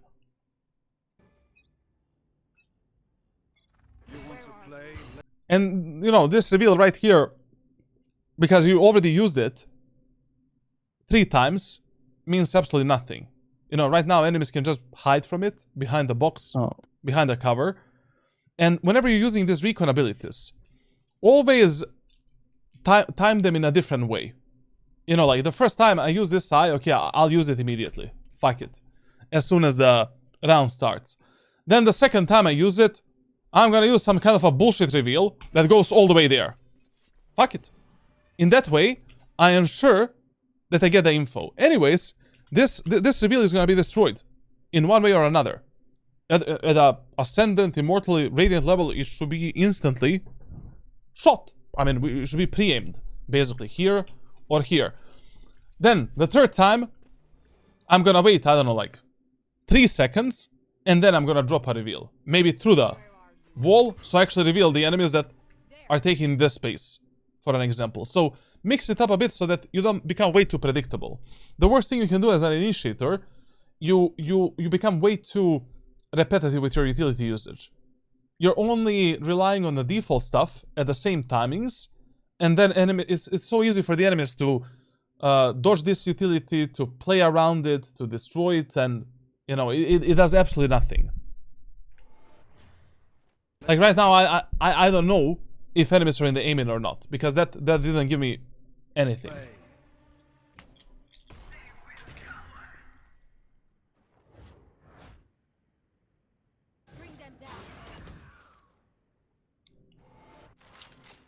With a Fade, you really don't want to find yourself here in these 50-50 fights.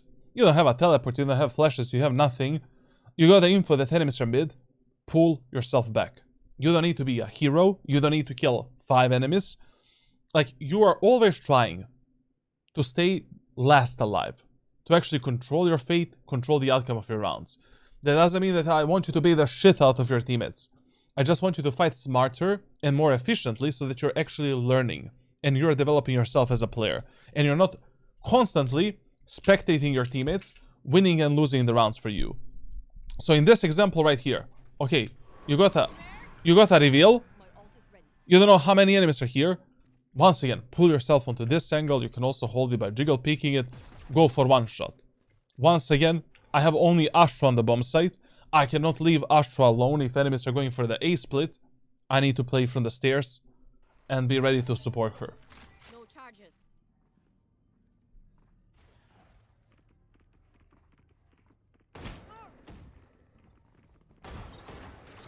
These type of 50-50 fights you should never be willing to take, especially when you have the ultimate and when you still have some utility that you can use to fuck up the enemies. It's just not worth it. And to be honest, like, your playstyle and the way that you aim and the things that you're kind of lacking in your gameplay, I think that Chamber and Phoenix would be fucking perfect for you, to be honest. And the list that we made at the start of this VOD review, I really want you to follow for the next 2 to 3 months to the core. Chamber, Phoenix, Clove. I have only one issue, is that I'm tomorrow gonna go to Croatia for 10 days. All good, all so good, I all won't good. be able to play. It's okay, it's okay. That doesn't matter that much. Whenever you come back. How does it what's the word for it?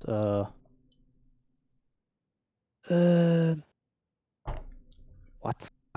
I can't speak English anymore. Was? 1 second. Gold. How does it influence to the improvement program that I'm gonna be on vacation? You can start with it whenever you are ready to start. Basically. Okay. It has nothing to do with me. Like you can basically do it whenever you want. Good. Yo, Fat Cat with a head. Well streamer. So kinda, you know, similar mistakes as in the previous rounds. Like I really have nothing to talk about here. Same shit.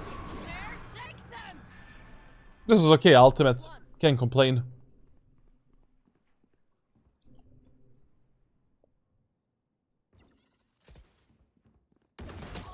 I mean, listen, like, we're doing a VOD review, and I know where are the enemies. But I don't know how are you so relaxed that none of the enemies can be here. I mean, even if, at this moment of time, even if I want to use the ultimate for the enemies in art, throughout this whole time, you need to hold a gun in your hands and be ready for a potential enemy peek through this smoke. I don't know how many enemies are in art. I don't know what they're gonna do. And if I want to drop the ultimate, I'm just gonna pull it out when I'm ready to use it. And even if you mistime it by 0.5 seconds, which is basically the pull-out time of the ultimate, it's fine. It's okay. It doesn't matter. But what matters is you dying through this smoke. Oh.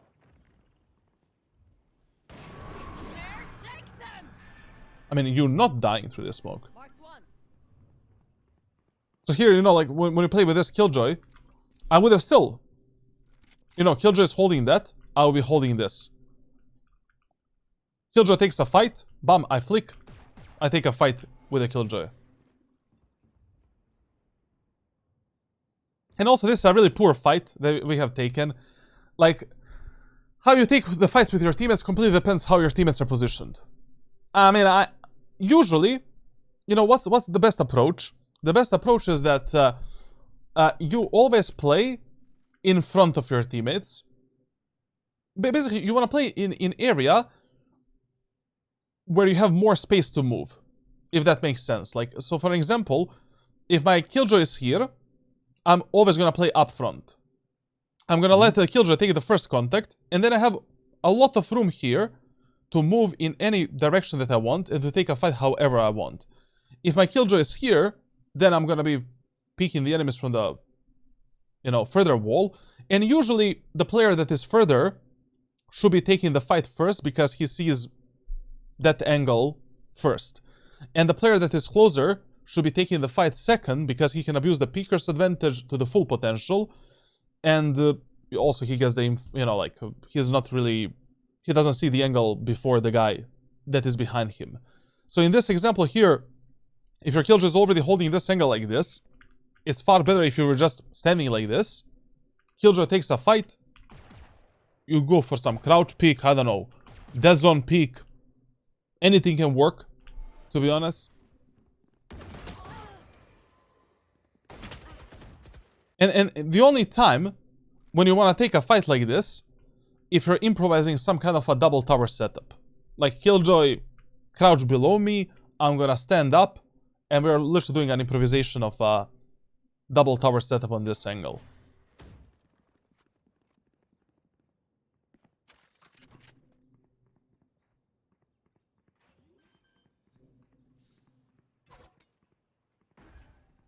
Get.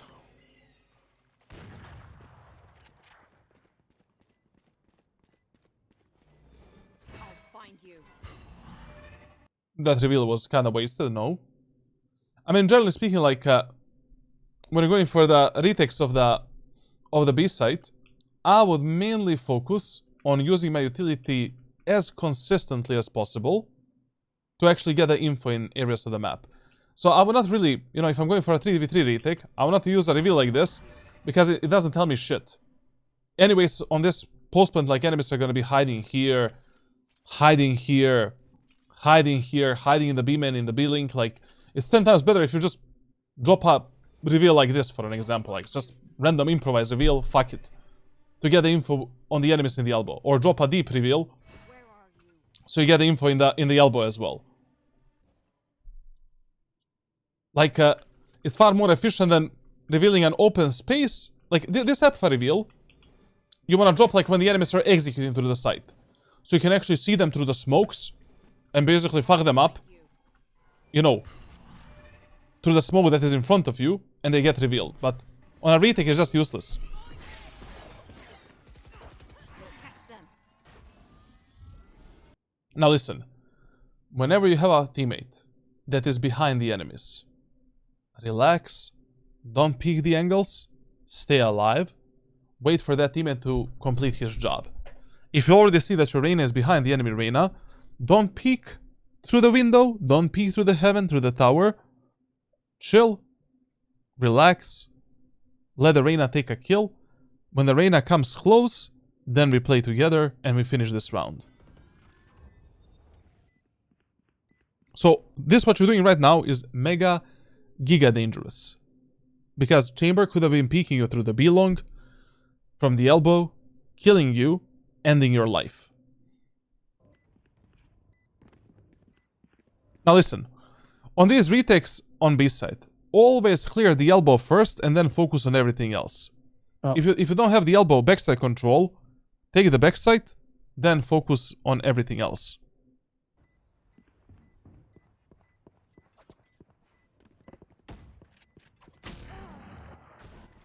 Okay.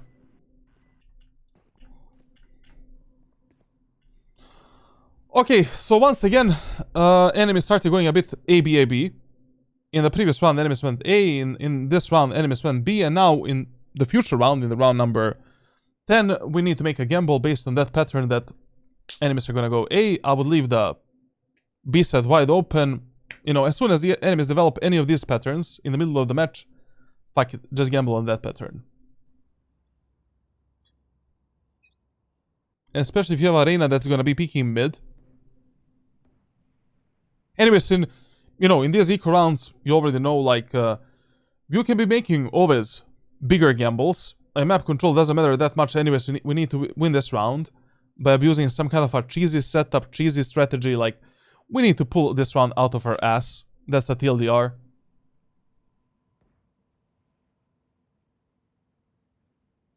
Once again, even in this eco round, you cannot be starting on a position like this without info in the B mid.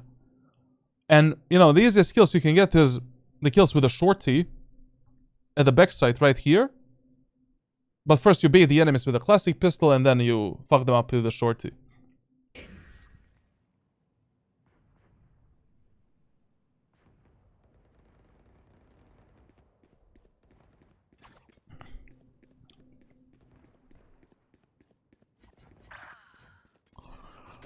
Even though it's an eco round, 4v2 is always a 4v2. So right now we should definitely value the numbers and just play with our teammates. In this rotation that you're doing, I guess it's fine. You know, like, we don't know really what enemies are gonna do. Are they gonna go back? Go pick up gun. That was yeah, my yeah. intention. Plus, plus that is a really good thing if we have, even if the enemies are going for a retake. Literally, in this 4v2, it really doesn't matter if enemies plant the spike on A, plant the spike on B, as long as we play properly together, and we keep the info on all of the angles from which enemies can kill us, we win this round.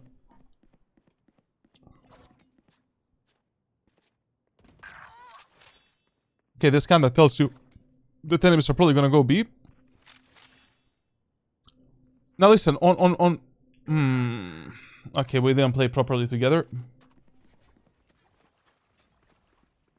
Very good that you're going together with your Astra. She has the operator? What the fuck?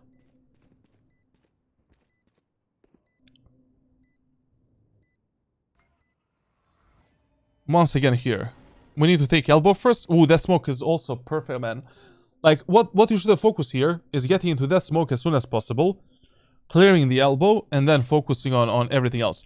Like, you cannot be doing this. Enemies can be B-ling, they can be B-main, they can peek you from the elbow, from that smoke as well. Like, we need to clear the site like this, especially when you have the utility to do it safely, because then you're always fighting up front. You're never in some kind of a crossfire setup, ever. But this is just suicide, like this is crazy, man, like, you know? This is insane. Way too overexposed and we cannot play like that.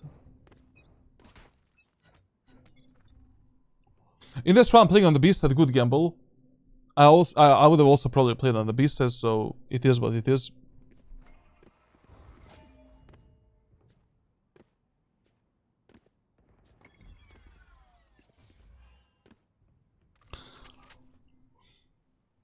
I'm kind of mad. We have like we have Astra, bro. We have Astra with Vele, Reyna, Fade, Killjoy. We can be controlling that aim and every the map every fucking round, and these idiots are playing passively on the site. In Diamond, it's normal. I'm used to it.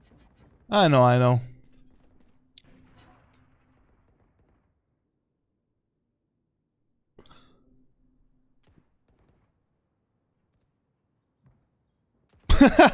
It's what the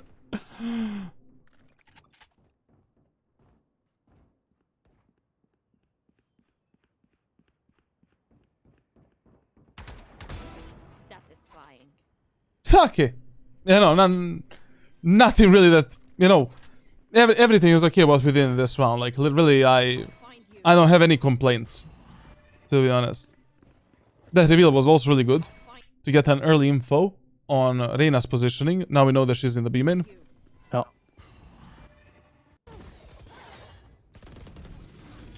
Try to never be the one that is defusing a spike, especially if you have a lot of time to defuse the spike. Like, always be the one that has the gun in the hands and that is taking these fights. Because if you're defusing the spike, you're just useless. You're doing nothing, basically. And if, you know, Killjoy dies here, then Vele dies, then Reyna jiggle P. I mean, then you're in a 1v1 fight because Astra is too far back. We are in a problem. Finish this fight if you already have like 40 seconds to defuse a spike. Who cares about the spike defuse if I have more than, you know, 15-20 seconds to defuse it.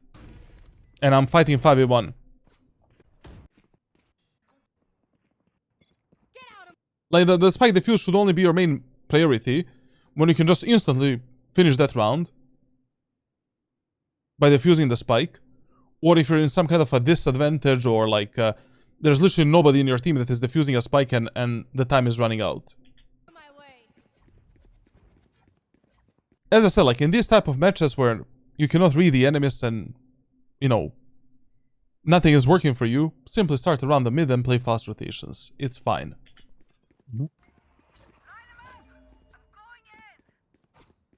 This is something that you also do on a map such as Lotus, on Haven, on Breeze, on a lot of maps. Like, you start like that. Unless you have some unless we have some really good default play that we should be doing on that map. Such as, I don't know, taking aim in of Lotus is always good when you cannot read the enemies and enemies are fucking you up.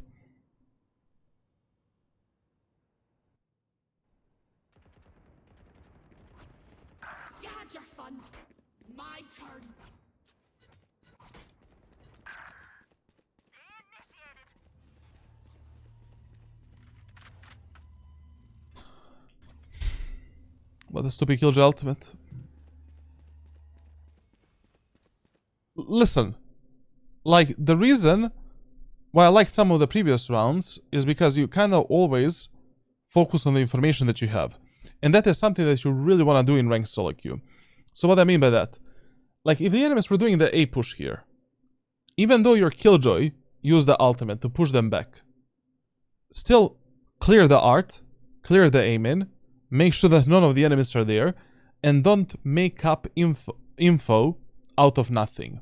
Play on the info that enemies gave you at that moment of time, and that's it. Like here we're 3v3. We can easily play the retake on the B set together. But before that, we need to make sure that enemies are not going A, they're not cutting the noise, they're not waiting for this ultimate to go down. We want to make sure that our teammates don't die alone, and then if enemies end up on B, it's okay. We can play a retake, especially with the Astra's ultimate. And your reveal and dog and seize.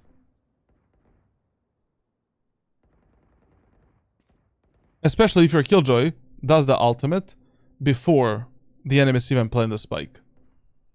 A lot of times players are just gonna wait out that ultimate and go in again. Here once again, like, you know, you hear the bullets, you see the enemies on the minimap, go. Fuck it. Even if there's only one enemy, but you take that kill, and you make out of this round 3v2, we can easily convert that round into a win.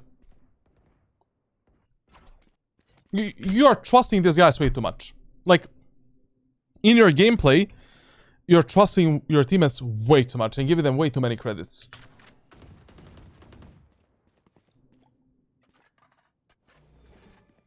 Yeah.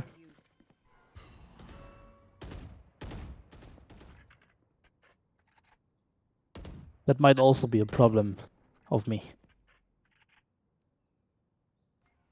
It's okay that we're holding this. Take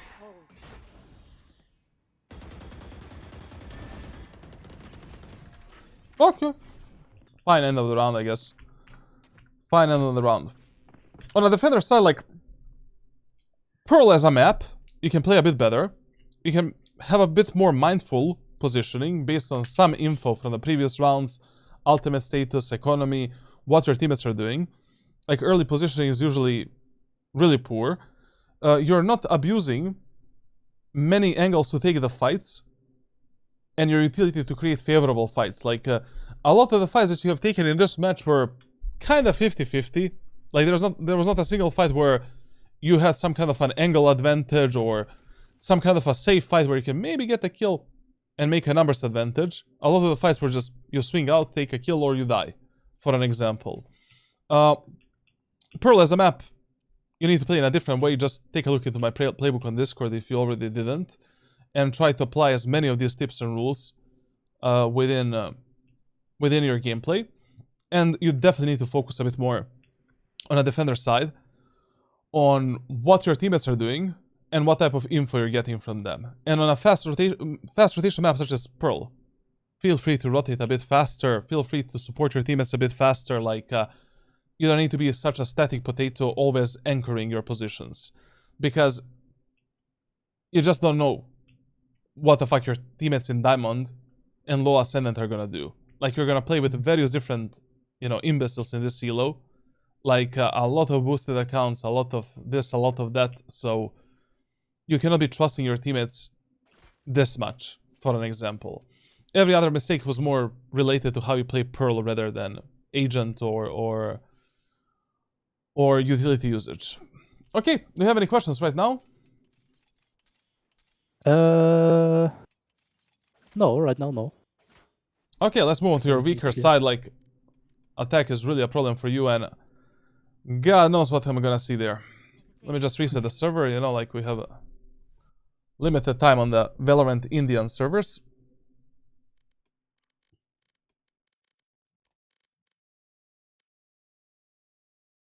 On Haven and Pearl, which is the best agent between Phoenix, Chamber, and Jet?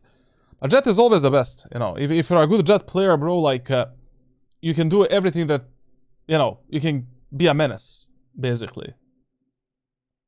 Like, you compare Jet to any other agent, like, Jet is Jet still, like, you know. I will always play Jet. And recommend players to play Jet.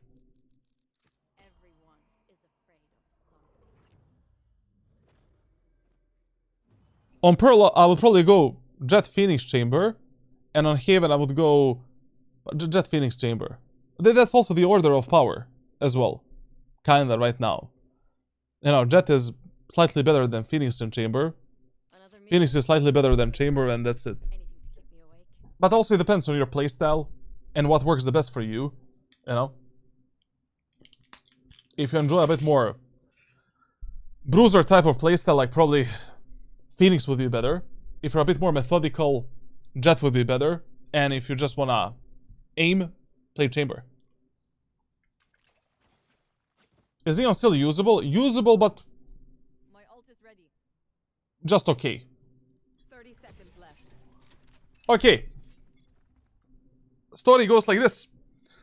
On the attacker side of Fracture.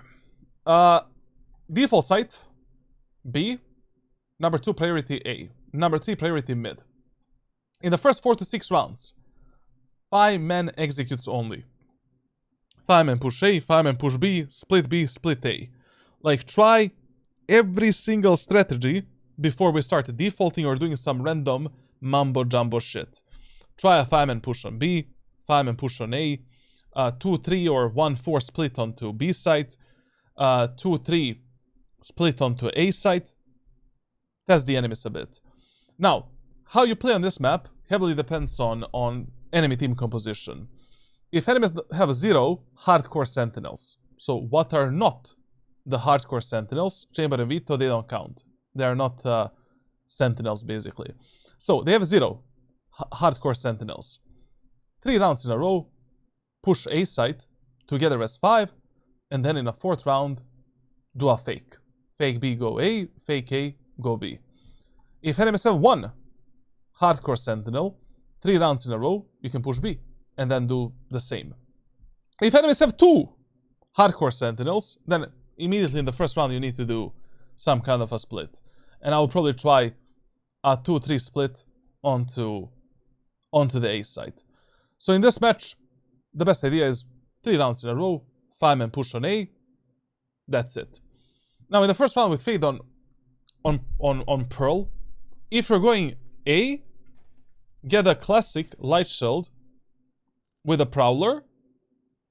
If you're going B, get a Ghost with a Prowler. Like, just on the attacker side, we need to have a Prowler, like, it's, you know, really fucking good ability. Now, in this round, we should just be running it down. Like, literally, knife in the hands, jump spotting these angles, jump spotting this angle, and getting ready for the execute. Now, with a Fade, like, you have enormous amount of lineups that you can use on the A side. Like, you can just watch them on YouTube. Like, there's no reason to spend the time wasting your time on that. But what I would advise you is that whenever you're doing any lineup, make sure that you're not losing the timing to play with your most aggressive teammates. You know, like, don't try to complicate things too much. Like, try to develop something that you can just use as you're going through the choke point with your teammates. And probably the best eyes that you can do with Fade is the eye right here, you know, like, to reveal the whole back side, the whole right side, the dugout as well. So usually on the left side right here, you should be using your eyes. This should be smoked. This should be smoked. And basically the Prowler we can use, you know, as we go through the site, like, to reveal the enemies, through the art, to reveal the enemies towards the dugout and pressure them so they cannot peek us. And your C's, you should be using kind of like a Molotov. You know, like, you should be using it either based on some information or on a most default position where players like to play. Just to either prevent the enemies from flooding the site or from peeking your teammates or to make them stuck a bit more. So, you know, the two default C's that you can kind of use for A are obviously the backside and dugout most of the time.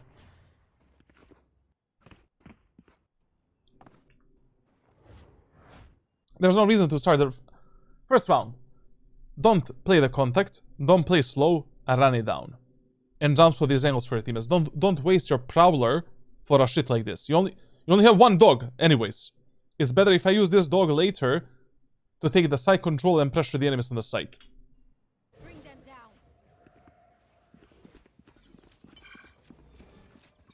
I'll find you.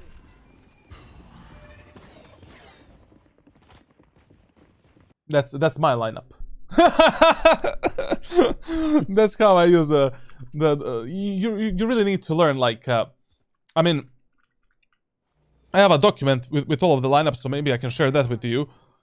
I kind of forgot them.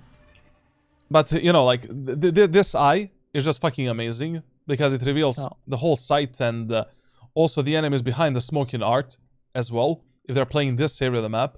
So, this is the primary shit that you can be doing. Like, it was something like this, like, you line yourself up here, and I think you look at this brick, and then go for a jump throw. Okay, I missed it right now. Just a second. This brick, was it higher? Was it jump throw? Where are you? Maybe run and jump. Find you.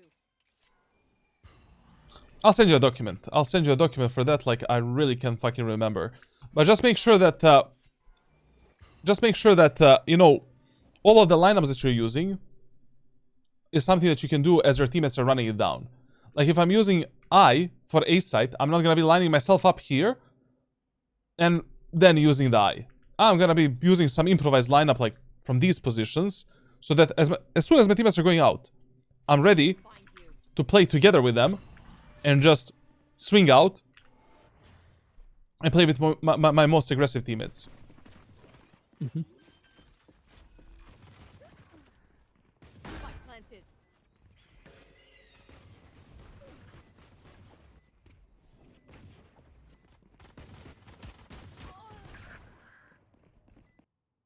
Now, one mistake that you made here is just a mistake with who you chose to play at this moment of time.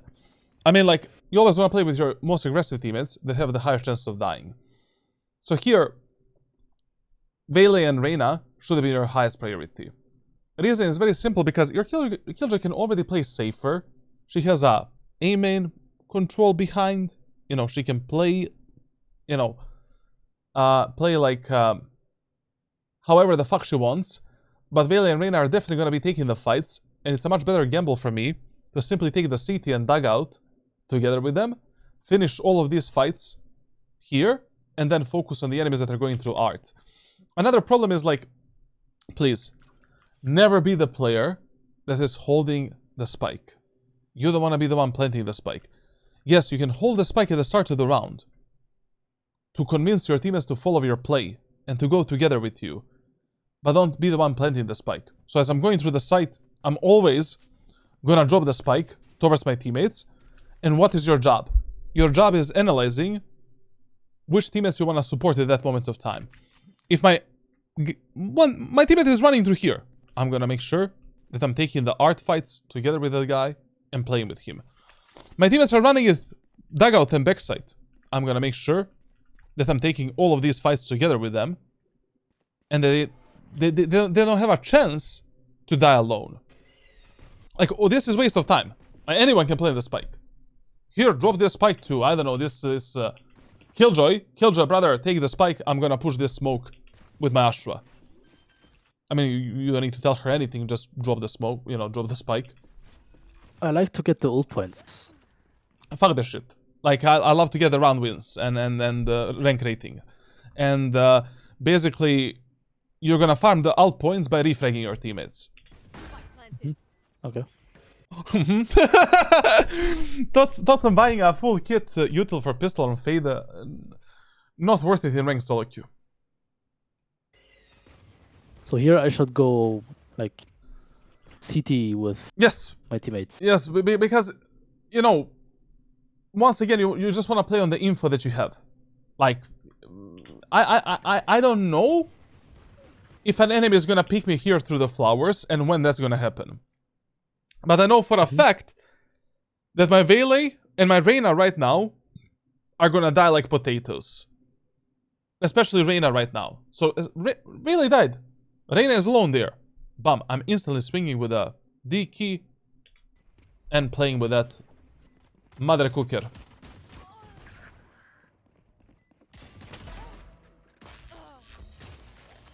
Okay. So, when you lose a round like this, on the attacker's side, when execute is not a problem, you got the site for free, you planted the spike for free. Don't give up on that site. Like, nothing was a problem here during the execute. The only problem is what type of fights we have taken and how aggressively we played. And all of that is very easy to compensate. So once again, we should go A for two reasons. Number one, we took A set for free. No one was there. Number two, it's far more unpredictable for the enemies. Like, you know, enemies just fucked you up on the A side. Right now they're thinking, but there's no way enemies go A again after that shit. You go A again. And anyways, it's gonna be far easier for you to control what type of fights your teammates are gonna pick, and far easier to control the outcome of this whole round. I mean, listen, on Pearl, in eco rounds, trying to fight for the B-Link, Art, or Connector is one of the most optimal things that you can do. All of these fights are okay, we can get some picks, maybe open the map a bit. But, when enemies have such a shit team composition, you really want to go A 3 rounds in a row together as 5. Take the spike. Hey guys, let's go A again, brush it off, it's okay. We lost the round, no problem. Like, Astra, please don't push the smoke again. And let's just play together.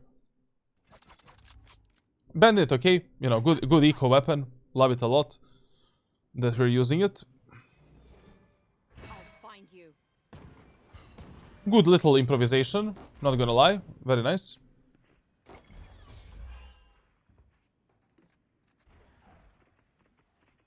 We'll see, man. Sure see.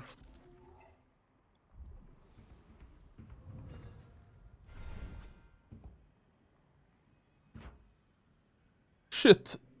You know, this is a bit dangerous, like when your teammates get stuck on mid, and we don't have a single info in B-min and A-min. Like, here we need to make some kind of a move. Because we cannot risk getting picked apart from behind. Like, when your teammates get stuck like this on mid, you need to lead the charge. And we need to try fighting for something. Obviously, right now, going through those doors with a smoke would be a bit of a suicide. I mean, we have no idea what's happening there and what's going on. So right now, taking the fight towards the art and trying to take the art control, best idea ever. The more time you spend on mid like this stuck, you just give enemies more chances to backstab you and just, you know, pinch you completely. Very good what your Reyna is doing. And you as well.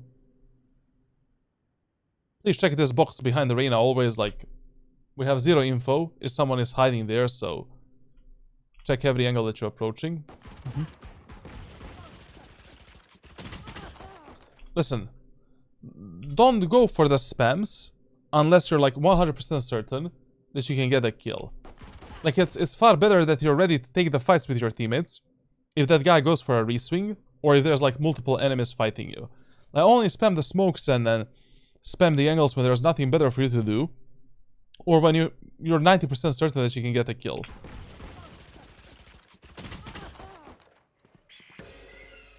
Yep. I don't know. In this next round as well, going A is the best idea. Why? Enemies are playing a bonus round. If I was in the enemy thing, you know, like, I would probably pre-assume that you go B. Why? Because I'm playing a bonus round. I have shit weapons, and it's much harder for me to defend B side than A side. And once again, like, that pattern of executing the same side 3 rounds in a row is so good, because it gives you such a high chances of winning the round number 4 with a fake. Once you mentally pressure the enemies on one side. Bring them down.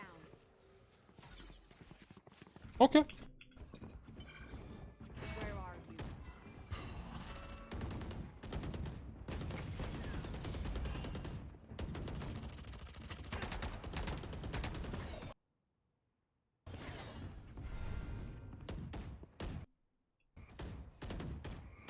Listen, never stand inside of the smokes if you're not ready to take the fights. You're just gonna get randomly spammed, killed, fuck this shit. Only get inside of these smokes when you're just ready to go out.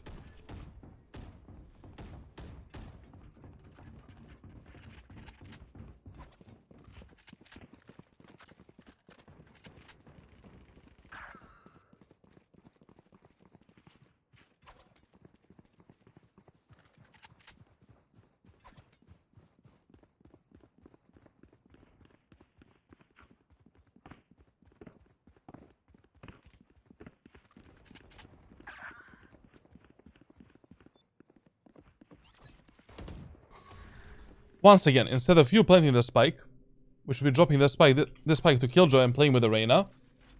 But okay, I mean, in this instance, your teammates are playing safely. Now listen, like, during this postments on A site, especially if you have the cover from your teammates from A main, this spot is perfectly fine to play. Like, your Reyna is there, Killjoy is there. All you have to do is just be ready to swing out on the Reyna's contact. And right now... Here, my Wi-Fi disconnected. Okay. Okay. Well, that's really bad timing, not gonna lie. Well, they left... At least I planted. Why they left Veiler alone? That was okay. You know, like, literally, there was no helping that Veiler, to be honest. Like, we wasted an enormous amount of time trying to go through the B main there. So, it was too dangerous, like, flooding the site after we wasted like 20-30 seconds in the B main. We had to be faster. And also, the Veiler execute was dog shit. Fuck the Sheriff, man. In these eco rounds, Bandit is always better. Even if I have the money?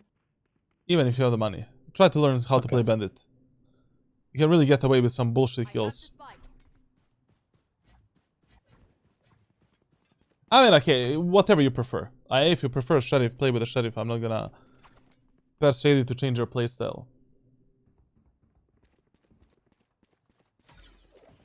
If it works for you.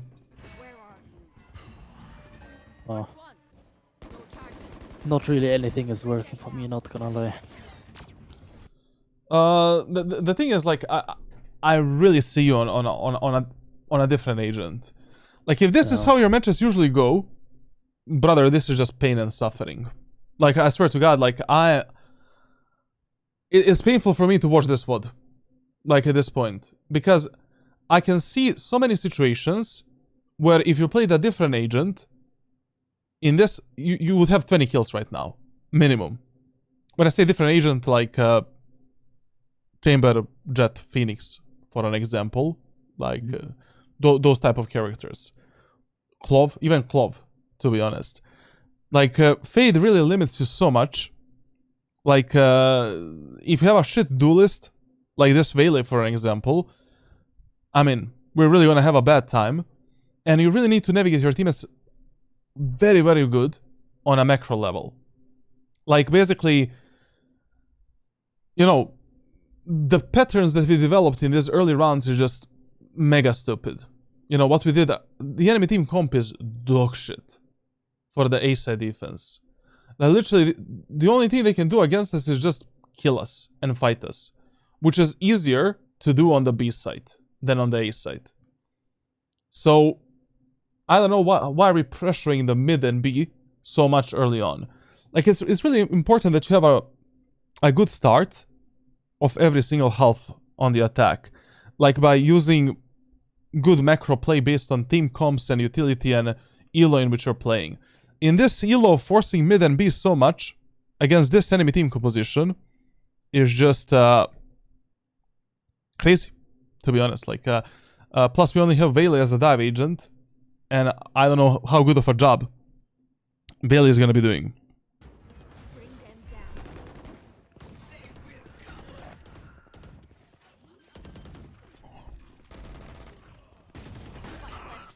This round, it's okay that you rushed out the spike plant, because in eco rounds and when you're in a disadvantage, you really want to plant the spike as soon as possible. I mean, like, you really... That's one of our win conditions, how we can actually win this round. Do you have any tips or possibly made a video on how to push Radiant? Shorts, brother, on my Discord server, you have a channel called Important Guides. There I covered at least 60 to 70% of topics that are important for an average player to get better. 60 to 70%. Other stuff, unfortunately, I keep for my private coaching. You know, like, I cannot really reveal everything because then there will be no point buying my coaching. But yeah, just watch that.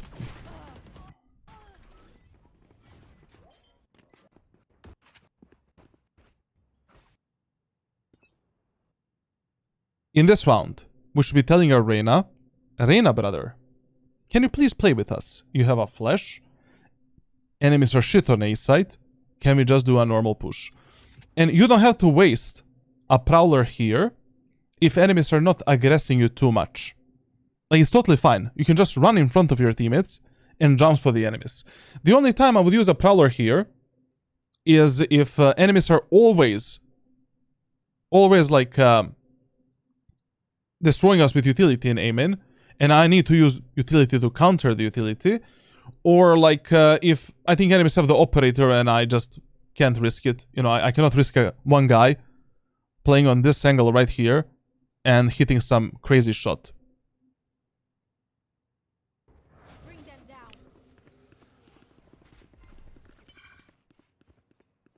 Initiated. We talked about this in one of the previous rounds, like you just never stand inside of the smokes, behind the smokes, or in any line of sight through which enemies can spam you before you're ready to go out. Like, this type of a death is preventable 10 out of 10 times. And such a stupid death, like this is like abysmal death to have in ranked. I swear to God, like, I mean, I'm gonna explain everything after the VOD review, but you'll see. I think you can reach Immortal with your eyes closed, but just with a bit different playstyle, different agents, and kind of following different rules in your gameplay. Because you just seem like a player that can easily play like some of these hyper-aggressive situations instead of these like passive support bullshit. Oh. And I don't feel that you're lacking the confidence to take the fights. That's also good. I don't know, like, you took some crazy fights in this match. I'm not gonna lie. 3 enemies are pushing you, you're holding them and taking a fight against the sky with the flashes. Then 2 enemies are pushing through the art, you're taking the fight. That's good. That's good if you're playing Phoenix, Jet, Chamber, and, you know, other agents that are not Fade.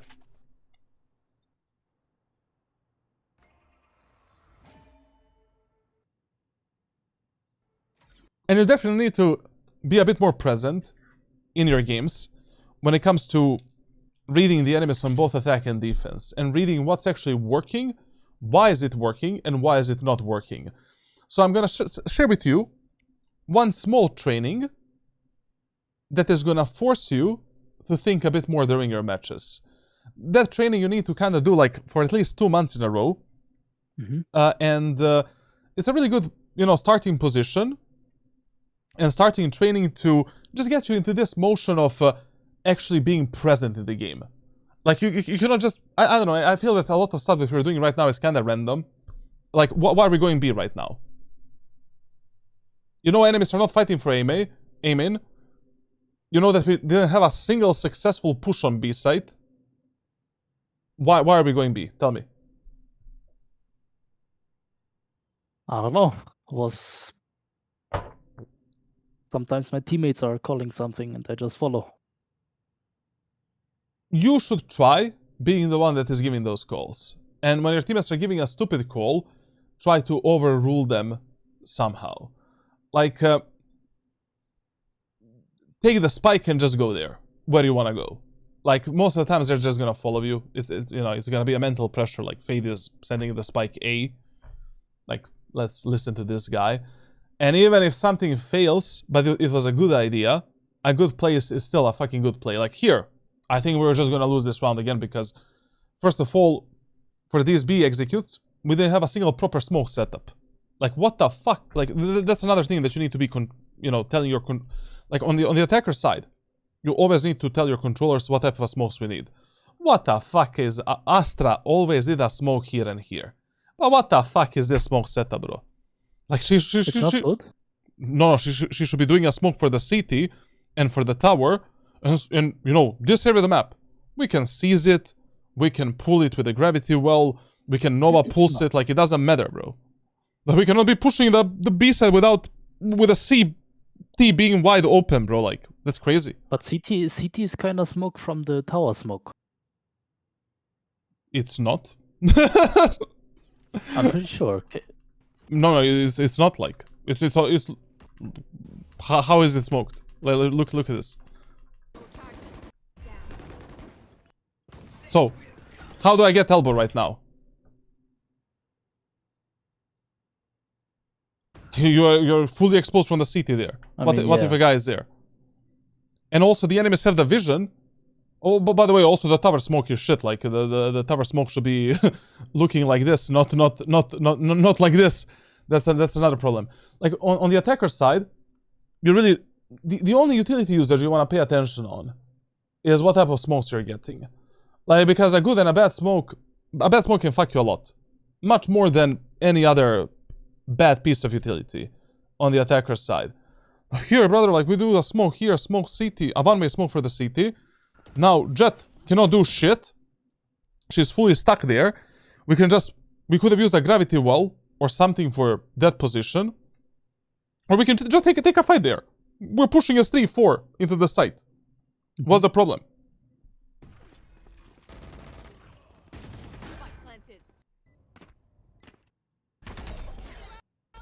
Was this a passive round? Yeah. Yep. Let's go.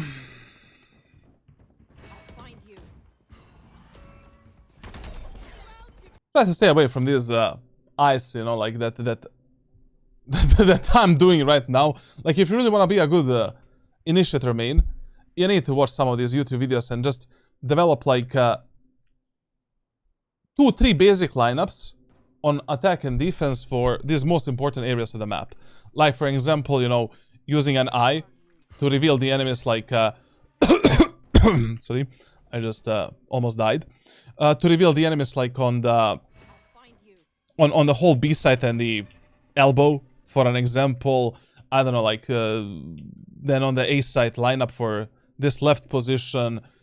You know, these type of eyes I would be dropping if I'm, I don't know, in the smoke. I need to improvise on the spot, and I just want to engage the enemies instantly through the smoke and distract them a bit.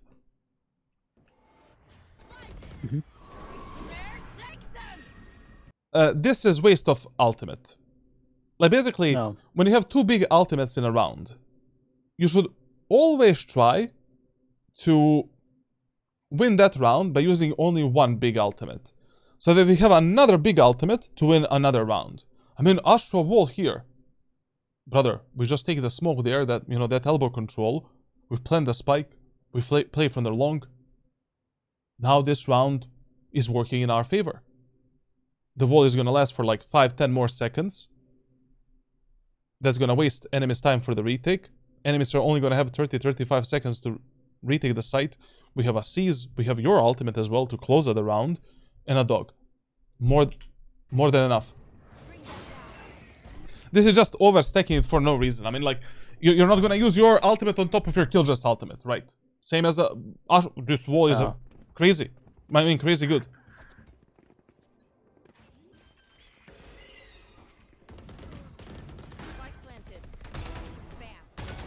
And I really hate that, you know, you're in charge of this job of planting the spike. Like, I don't know. If you can give this job to someone else in the team, it's always better. Like, you should be the one holding the gun in the hands and protecting yourself, your teammates, and the guy that is planting the spike. Because I just don't know in this elo if your teammates are gonna protect you. This is, once again, one of your stupid 50-50 fights for no reason. I mean, there's a Astra wall still here. You took an amazing refrag, another amazing solo kill. Just go into the main. So why not? Even though there's this smoke here. That smoke only lasts for around, I don't know, 12-13 more seconds maximum. We still have a seize for the spike. Spike is also planted towards the wall there. Enemies can only defuse it in this area of the map. You drop a seize, you spam this position, but that guy is probably dead. Or he's gonna have to get off of the spike. Smoke is gonna disappear. We're playing 3v2 through the B-long, and that's it. You need to simplify your runs a bit more. I don't know why are you forcing yourself in these 50-50 fights? I mean, here, even if you play Chamber or, I don't know, like Jet. Okay, I wanna play on this angle, and I wanna hold the elbow. And I don't know what's happening behind this wall. I don't want to find myself on this position. Yes, it is an off angle, but this enemy, anyways, should be expecting a fight here. So, a much better idea is like, I just chill here, you know, wait for the wall to go down, get the info. Where is that Jet? Jet is here. Okay, now I know how I need to swing. When should I control that fight? If Jet is wide open. You know, she's the one under the pressure. She doesn't know how I'm gonna peek. You control the fight. You have the peeker's advantage. Why would you be staying here? What if the Jet was there? And then you get stuck here. Then, Jet is controlling that fight. She can peek you however she wants. Delete you with a dead zone. How are you gonna react on that? I mean, you can, but it's a 10 times harder fight to win. Probably we're gonna win this because the Spike is in a really good spot and we waste a lot of time from the enemies with that Astro Ultimate. Is this Ascendant? It's Diamond 3, Diamond 2, Europe. I don't know, like I really feel lately that quality of the games kind of dropped a lot. I don't know, like right now I just play Match on Fracture with 2 enemies that were like top 150 last act. Brother, I felt like we are in a Platinum lobby. Like Platinum lobby. As I said, these type of angles, you can just clear with the jump spot. Especially if you see that enemies are never fighting with some aggressive utility or with the operator. No reason to waste 1 dog. You know, it would be much better if I use these dogs later to engage the enemies and clear the site. Like if enemies destroy my eye, you know, I can use the first dog to reveal the enemies on the right side, pressure the enemies at the back side. Then as my teammates are going in, I can use one of my dogs to always pressure the enemies somewhere so they cannot peek us. Like, now that guy from the dugout, I can use the dog as a cover, and he's probably going to be hiding from that dog because, you know, he doesn't want to get bit by the dog. I can use the dog towards the art, so the enemies cannot peek me through the art, or, you know, for that position. Any of these 3 locations. Better to have, like, you know, when you don't need to use a dog for some of these areas of the maps, like, that are easily clearable with a jump spot and by just fighting together, and when the enemies are not fighting with tons of utility, don't use the dogs. Obviously, for the doors, I would always use the dog and just clear the connector immediately. Obviously, for the art, like, I would always use the dog to clear behind the box and clear these initial angles. Why would I risk that shit? Because I need to clear this box anyways. But for the aim-in, there's no reason. On the beam-in as well, like, for an example. Beam-in, obviously. I mean, if you're the solo initiator, this is your job. And you have to use a proper dog for like for the backside and for the back of the pillar and that position there as well.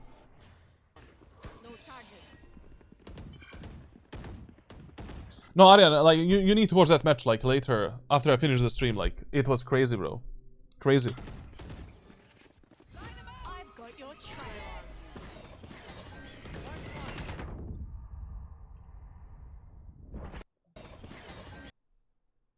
Listen, during the executes, you should start using your Cs in some of these common positions where players usually play.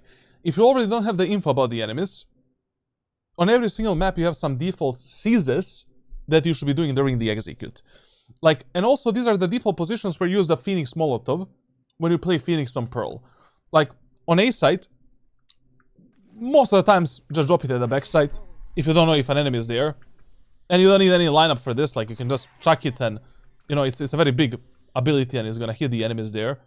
If you know that no one is there, then you can drop it for the dugout or drop it for the art smoke so the enemies cannot peek through it. On B side, 90% of times, you should be dropping your Cs for the elbow. Very common spot, we wanna make the enemies stuck there.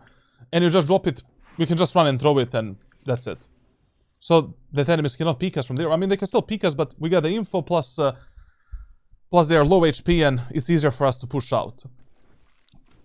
Occasionally, we can drop the Cs for that peek and to clear the left position as well. And occasionally we can drop these Cs for the B-link so the enemies get stuck there, and especially if I don't have a smoke for this, that's a really good Cs which is gonna make the enemies stuck while I'm going for this execution. When you're going A with every agent, Your main job is to reach this position, and then from this position, you're scaling out together with your teammates. When you're going B, your main idea is to reach this position, and then take the backside, and mostly from the backside, you're fighting the enemies together with your teammates. Here, once again, like, you got blinded, you cannot go out, relax, chill, go behind the cover on the left side, don't die from the random spam, everything is good.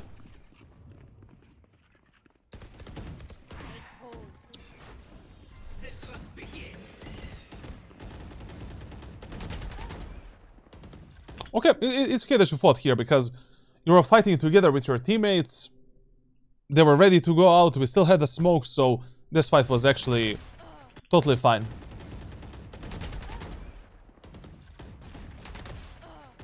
Okay, okay, this one was fine. Except the fact that that you stood in that smoke by being blinded by the Fey dog. Or the sky cabbages. And we are really going way too much, like you're really making the enemy's time of reading you quite easy. And we definitely should have tried at least one fake in this game. Because, you know, what you already noticed in the first 4 rounds, enemies are just rotating immediately. In those type of matches, you should try a fake at least once. Like 2 players are faking, 3 players are taking the timing on the opposite part of the map together. Try that strategy at least once when you see that enemies are just running it down.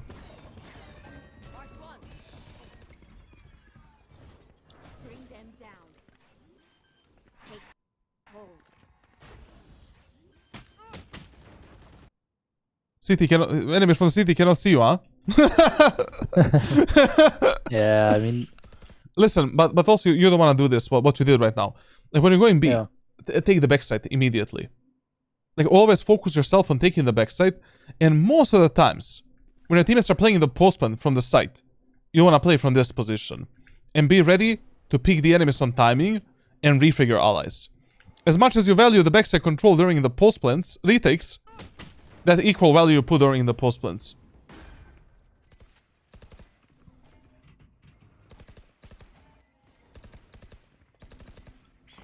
It's just so easy to outmaneuver the enemies around that backside, to isolate 1v1 fights, to pick the enemies on timing, all of that good stuff. Now Reyna is kind of fucked. There's no helping that guy. I would not even try to help this Reyna, to be honest. I would just leave that guy alone. Especially with such a low HP. It's okay. Sometimes, like, you know, if we can win this round based on some kind of a good, like, you know, postman setup, and you have already numbers advantage, here for an example, you don't need to pick this fight.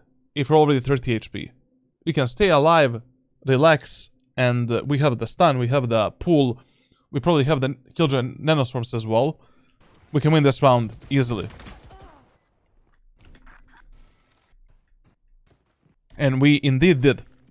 But it would have been it would have been even easier if you stayed alive. Yep. You want to play? Now in this round it's okay to choose a dog, because first of all, Chamber has the ultimate. We need a dog. And second of all, you notice that enemies like to fight, started fighting aggressively for the aim in. We need a dog now. Play. Bring them down.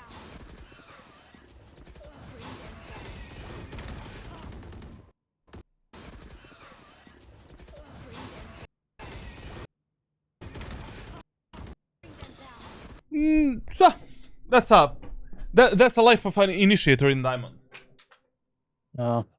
Nothing really, you know, I don't know. Like there's really isn't that much better that you could have done here, except going for a shorter peak so that Sky cannot kill you, but and being a bit more mindful about that. But other than that, like there was no saving your Vele here.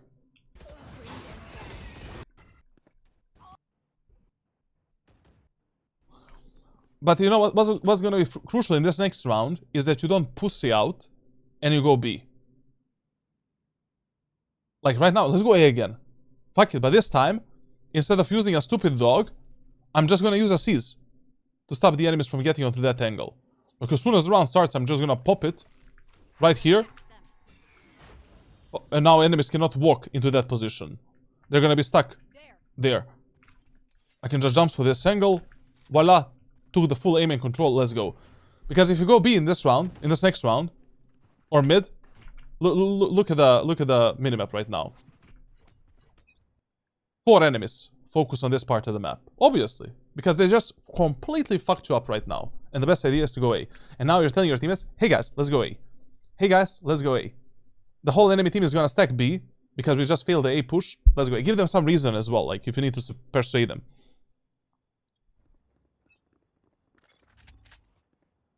No charges.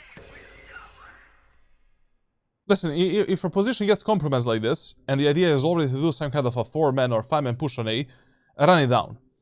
Because in ranked solo queue, like, you know what usually happens is, like, players rotate, same as you did in the first round. Even if you don't have any info, like, they're gonna rotate, basically. Where are you? Did you see Extra retire? That happens when you're a one-trick pony and Riot Games hates you, bro.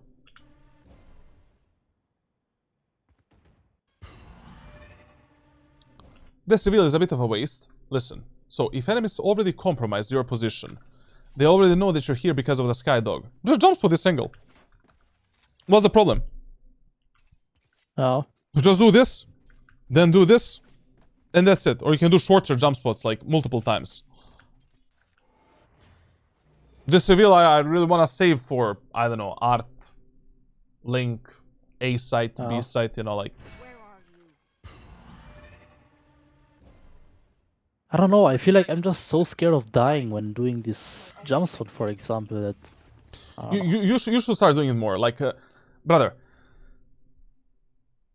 Radiant players are maybe gonna kill you during their jump spots, but these Diamond and Ascendant players, as long as you do a good jump spot for that angle, like, there's no fucking way.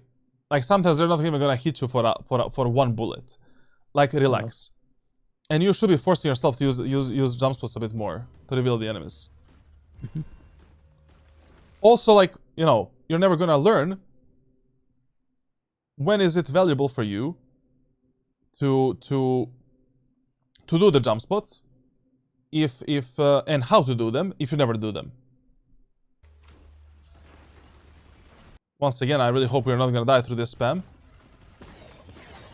When you're pathing through these smokes, always path through the area that is least likely to be spammed. So, if a bomb site is built like this, most of the time, and the Killjoy ultimate is pressuring, let's say there's no Killjoy ultimate, so the smoke is here. Most of the players like to shoot at the edges of the smoke. So this guy is probably going to be shooting like this. This guy is probably going to be shooting like this.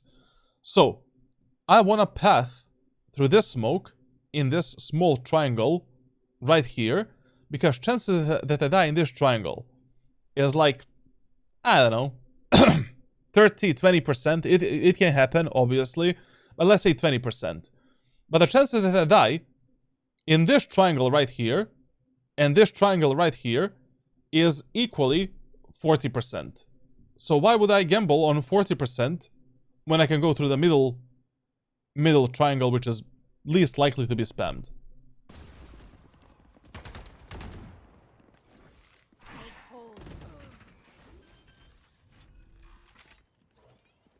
Spike planted. Listen, also, when you're playing posters on A site, like, there's two ways how we can play them. We can play them from aim in, if all 5 of us are playing through there. And if your teammates don't want to play only from aim in, or if you end up in numbers disadvantage, always fight and take the art as soon as you take the A site. Especially here where we have the smoke for the dugout and smoke for the flowers. Take the full art control, play with the Killjoy. Anyways, your Killjoy is playing alone, and we need to play with that motherfucker. So our main focus right now should have been, like, using this smokes to get out of this position and taking the full art control, clearing the link, making sure that no one can flank you, and just focusing on a a refrag crossfire game with a Reyna, Astra, and your Killjoy.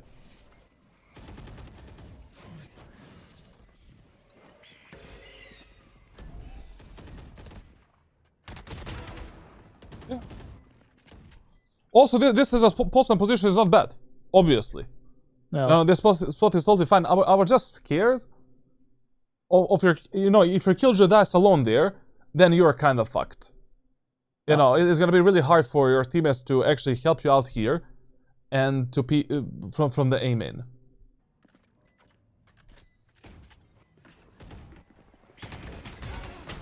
Good 2 kills. You did the best you could have in this round, to be honest. Not bad.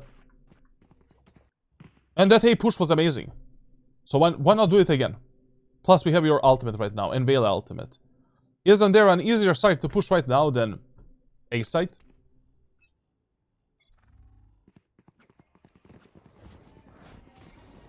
Bring them down. Get out of my way. I've got your trail. Find you.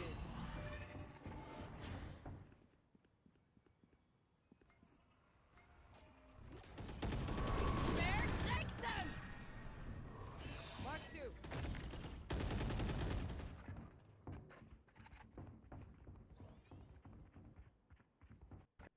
But your bring them down. Yeah, that dog was good. Get out of my way.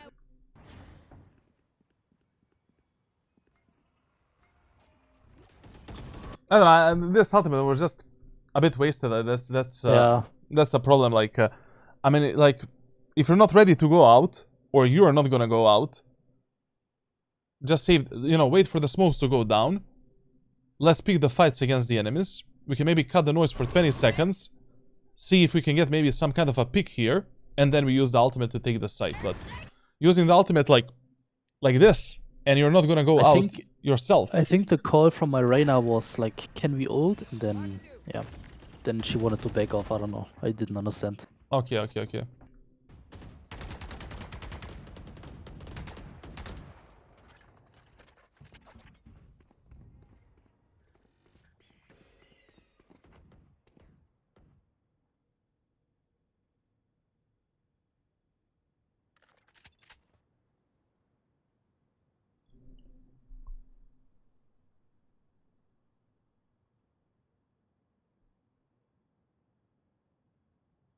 One also good strategy that we didn't use in this match at all is cutting the noise for 20 seconds and reheating the site.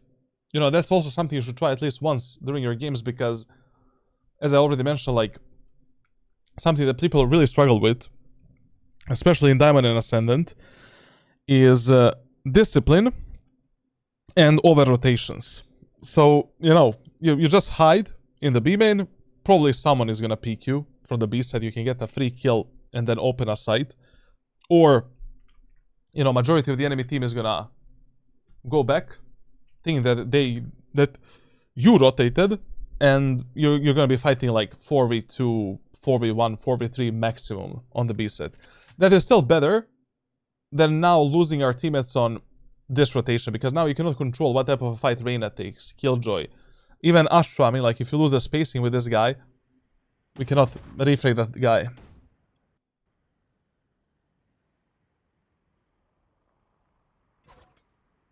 Here, to be honest, like, I would have taken this fight against the Cloth.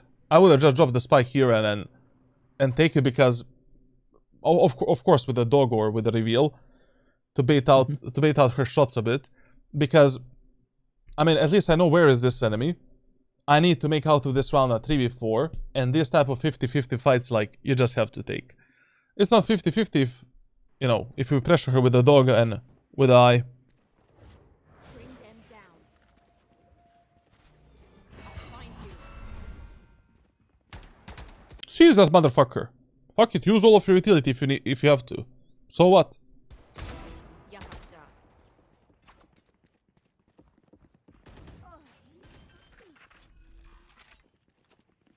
Spike planted.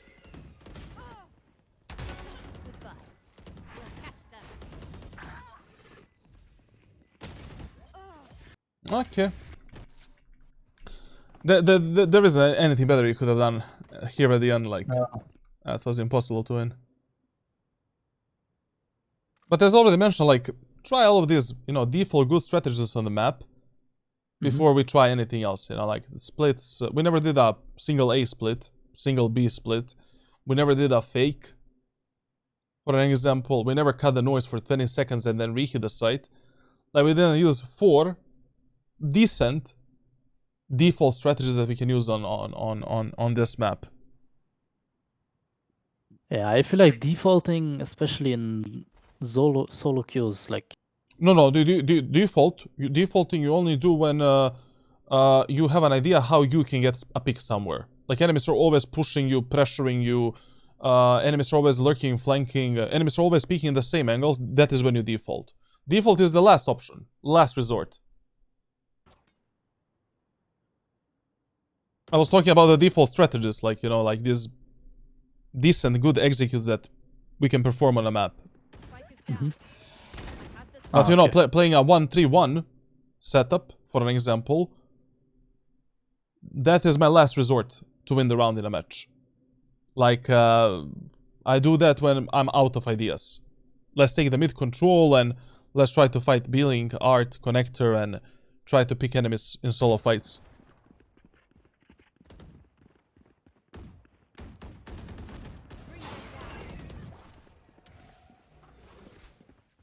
Where are you? Catch them. You really need to start using, you know, if you ever play Fade, using this eye here, it is so fucking powerful. Like, this eye is so annoying to play against. There's also better eyes. This is just the only one I personally use.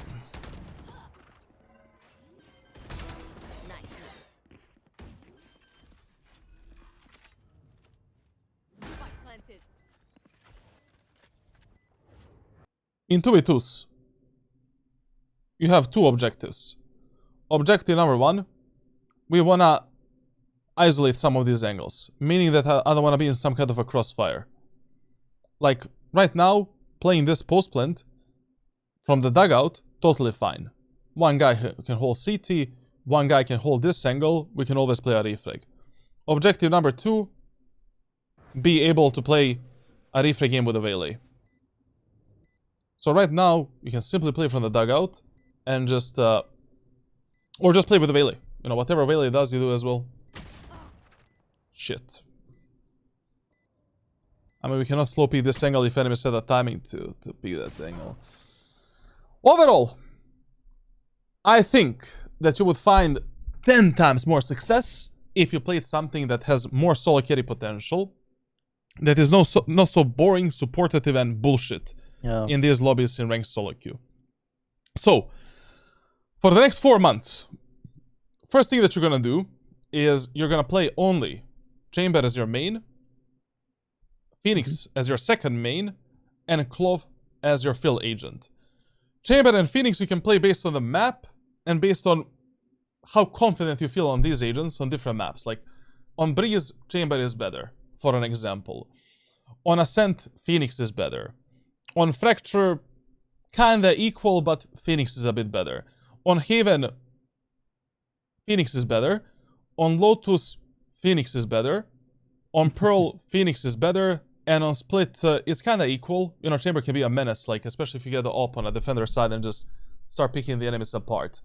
Clove, you can use her as a fill if you need some kind of a controller. Anyways, like, you definitely need to take a look into my Omen playbook to learn, like, some of these default smoke setups and what's actually good for the execute, because our executes on both A and B had some very interesting smoke setups in this match. Like, the only teammate that I want you to control in a match, in terms of utility usage, that is mandatory, is your controller. Everything else is like, you know, you can micromanage here and there, it's fine. Generally speaking, like, your playstyle and how you are playing the game is far more suitable for these type of agents than fucking Fate. You're not afraid to take the fights. You're not afraid to take the duels. Your mechanics are more than enough to reach Immortal 2, Immortal 3, maybe. But it's fine. It's good, actually, for this elo. you're able to take these duels. Anyways, I want you to play a bit more aggressively. I want you to pick more safe fights with some, utility usage. Because with the Fate, most of the times you're not able to do that. Like, with the Fate, you're mostly a support character. And in this elo, playing a support character is usually a suicide. But one thing that I want to tell you as well is that once you reach Immortal, you should reconsider maybe switching back to Initiators, like Immortal 3 for an example. Because I think that your grind from Immortal 3 to Radiant might be a bit easier with the Initiators than with the Chamber, Phoenix, and Clove. But this arc that you're going to have with Chamber, Phoenix, and Clove is going to be super beneficial for you to understand different timings in the game, to also develop yourself in a different direction as a player, on a different playstyle, and next thing I would recommend you is definitely take a look into my rank playbook and try to build your own. I'm gonna send you some examples. I did a few. And you need to apply some of these rules and some of these tips that I also gave you through the VOD review and that I covered in the playbook, because you're not really following everything to the core. And every other piece of information I'm gonna share with you through private messages. Like, you're gonna get some kind of a training to follow for the next 8 weeks, improvement plan and program, maybe aim training. You can keep doing whatever you're doing right now for the aim training. I really didn't feel in any fight that your aim is actually the problem. It's either positioning, repositioning, team play, or utility usage. No.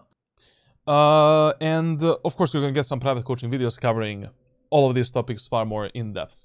Now, do you have any questions for me as a final questions? About Chamber. I mean, you said I should play him as my main. Should I play him on most maps or more Phoenix? Because you said Phoenix was better on most maps. Figure out what works better for you. Have a testing period of like 2-3 weeks where you kind of play them equally, and that's it. Like, I would recommend you on Breeze to definitely start with the Chamber. Yeah. On Ascent, on Ascent equal. A few matches you can try with Chamber, a few matches you can try with Phoenix. On Fracture, same shit. A few matches, for every 2 games that you play with the Phoenix, play 2 games of the Chamber, depending on the team compositions. If you don't have a Sentinel, play Chamber. If you can insta-log the Phoenix and you already have a Sentinel, play Phoenix, for an example. Then, like, I don't know, on Haven, same as on Fracture. On Lotus, same as on Fracture. On Pearl, you can prioritize Phoenix only and learn the Phoenix. And on Split, you can prioritize Chamber over the Phoenix. Like, that can be kind of like your order, how you're prioritizing these agents. And Clove only as a fill, like, if you really don't have a controller and you need to put in a controller there. On Breeze, I would not even try playing Phoenix because his flashes on and utility on Breeze is kind of underwhelming a bit. And the map is way too big. And it's very hard to be efficient with the Phoenix on that map.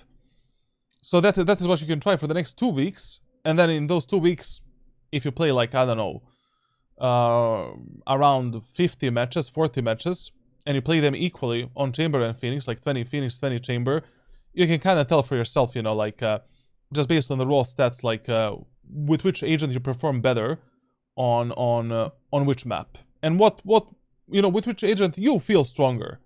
And you feel that you have some kind of a solo carry impact. Yep. Okay. Sounds good. Okay. Everything else we're going to cover through private messages. You have my 24/7 support for 1 week. And that's it. Thank you for coming, my friend. Thank you for taking your time for being here. And we're going to continue the talks through private messages. See ya in a few hours from now. Alright. Goodbye. Goodbye. Thank you for watching this VOD review. Leave a like, subscribe, leave a comment, all of the good stuff. Join Discord server for coaching, get a playbook. Also, there's an enormous amount of free guides as well. Like, you don't need coaching, you can just learn from YouTube. Like on my second YouTube channel. This is officially our 196 free VOD review. So in the next few days, we're gonna get to fucking 200 free VOD reviews. That is around 800 hours of free stuff. Other than that, roll the closer.